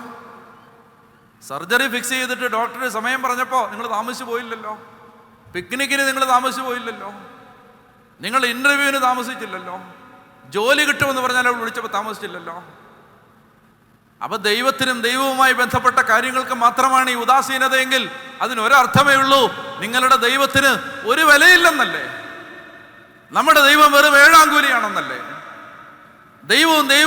ദൈവവുമായി ബന്ധപ്പെട്ട കാര്യങ്ങൾക്ക് ഒരു വിലയില്ലെന്നല്ലേ. പറഞ്ഞേ ഹല്ലേലൂയാ, പറഞ്ഞേ ഹല്ലേലൂയാ, പറഞ്ഞേ ഹല്ലേലൂയാ. അതുകൊണ്ട് പരിശുദ്ധ കുർബാനയെ പാവനമായി കരുതണം. ഇത് 5 ദിവസങ്ങൾ നമ്മളോട് ദൈവം സംസാരിക്കാൻ ആഗ്രഹിച്ചത് എന്നെൻ്റെ ഹൃദയത്തിൽ വെളിപ്പെട്ടതും അതിരൂപത ആത്മാവിൽ ഏറ്റെടുത്തതും ഈ നിയോഗമാണ് പരിശുദ്ധ കുർബാന. കൺവെൻഷൻ കഴിഞ്ഞ് മടങ്ങി പോകുമ്പോൾ എനിക്ക് പറയാനുള്ളത്, ഇടവക പള്ളികളിലേക്ക് പോവുക, ദേവാലയങ്ങളിലേക്ക് പോകുക, പരിശുദ്ധ കുർബാന ഏറ്റവും ഭക്തിയോടെയും ഏറ്റവും നിർമ്മലതയോടെയും ഒരുക്കത്തോടെ യോഗ്യതയോടെ അർപ്പിക്കാൻ ദൈവത്തിൻ്റെ ആത്മാവ് നമ്മളെ സഹായിക്കട്ടെ എന്ന് ഞാൻ പ്രാർത്ഥിക്കുന്നു. നിങ്ങൾ ഈ ദിവസങ്ങളിൽ കാണിച്ച സവിശേഷമായ ശ്രദ്ധയ്ക്ക്, വചനത്തോടുള്ള താല്പര്യത്തിന് ഞാൻ ഈശോയുടെ നാമത്തിൽ നന്ദി പറയുന്നു. ഞങ്ങൾക്ക് വേണ്ടിയും പ്രാർത്ഥിക്കണം. ഞാൻ യുവതി യുവാക്കന്മാർ കുഞ്ഞുങ്ങളൊക്കെ ഉള്ളതുകൊണ്ടൊരു കാര്യം പറയുകയാണ്. യൂത്തിനെ നമ്മൾ ഈശോയിലേക്ക് പേഴ്സണലായിട്ട് ഒരു ഇനിസിയേഷൻ കൊടുക്കുന്നൊരു ശുശ്രൂഷ നമുക്കുണ്ട്. അതിൻ്റെ പേരാണ് ജീസസ് എൻകൗണ്ടർ. അതൊരു ഓൺലൈൻ ശുശ്രൂഷയാണ്, മറ്റൊരു ലേബലും ഇല്ല അതിന്. ഈശോയെ വ്യക്തിപരമായി പരിചയപ്പെടുക. അതിൽ പങ്കെടുക്കുന്ന അനേകം കുട്ടികൾ ഇവിടെ എനിക്ക് കാണാൻ പറ്റി. അപ്പോൾ നിങ്ങളുടെ കുഞ്ഞുങ്ങൾ ആരെങ്കിലും അതിൽ പങ്കെടുക്കാൻ ആഗ്രഹിക്കുന്നുണ്ടെങ്കിൽ അതിൻ്റെ ധ്യാനകേന്ദ്രവുമായിട്ട് കോൺടാക്ട് ചെയ്താൽ ജീസസ് എൻകൗണ്ടർ എന്ന് പറയുന്ന ശുശ്രൂഷയിൽ പങ്കെടുക്കാനായിട്ട് പറ്റും. അത് എല്ലാ ഞായറാഴ്ചയും രാത്രി 9 മണിക്കാണ്. സൂമിലും യൂട്യൂബിലുമായിട്ട് നടക്കുന്ന യൂത്തിന് ലോകരാജ്യങ്ങളിൽ 5 ഭൂഖണ്ഡങ്ങളിൽ നിന്നും അനേകം ചെറുപ്പക്കാർ ഇതിൽ പങ്കെടുക്കുന്നുണ്ട്. 1000കണക്കിന് ചെറുപ്പക്കാർ പങ്കെടുക്കുന്നുണ്ട്. സൂമിൽ ഫുള്ളായി കഴിയുമ്പോൾ യൂട്യൂബിൽ ലൈവ് എഴുതി പോവും. അങ്ങനെയാണത്. അപ്പോൾ അതുകൊണ്ട് യൂത്ത് ആരെങ്കിലും അത് പങ്കെടുക്കുന്ന നല്ലൊരു ശുശ്രൂഷയാണ്. അതിന് മറ്റൊരു ലേബലുകളും ഇല്ല. യേശുവിനെ അടുത്ത് അനുഗമിക്കാൻ യുവതി യുവാക്കന്മാരെ പരിശീലിപ്പിക്കുക, ഇതാണ് അതിൻ്റെ ലക്ഷ്യം.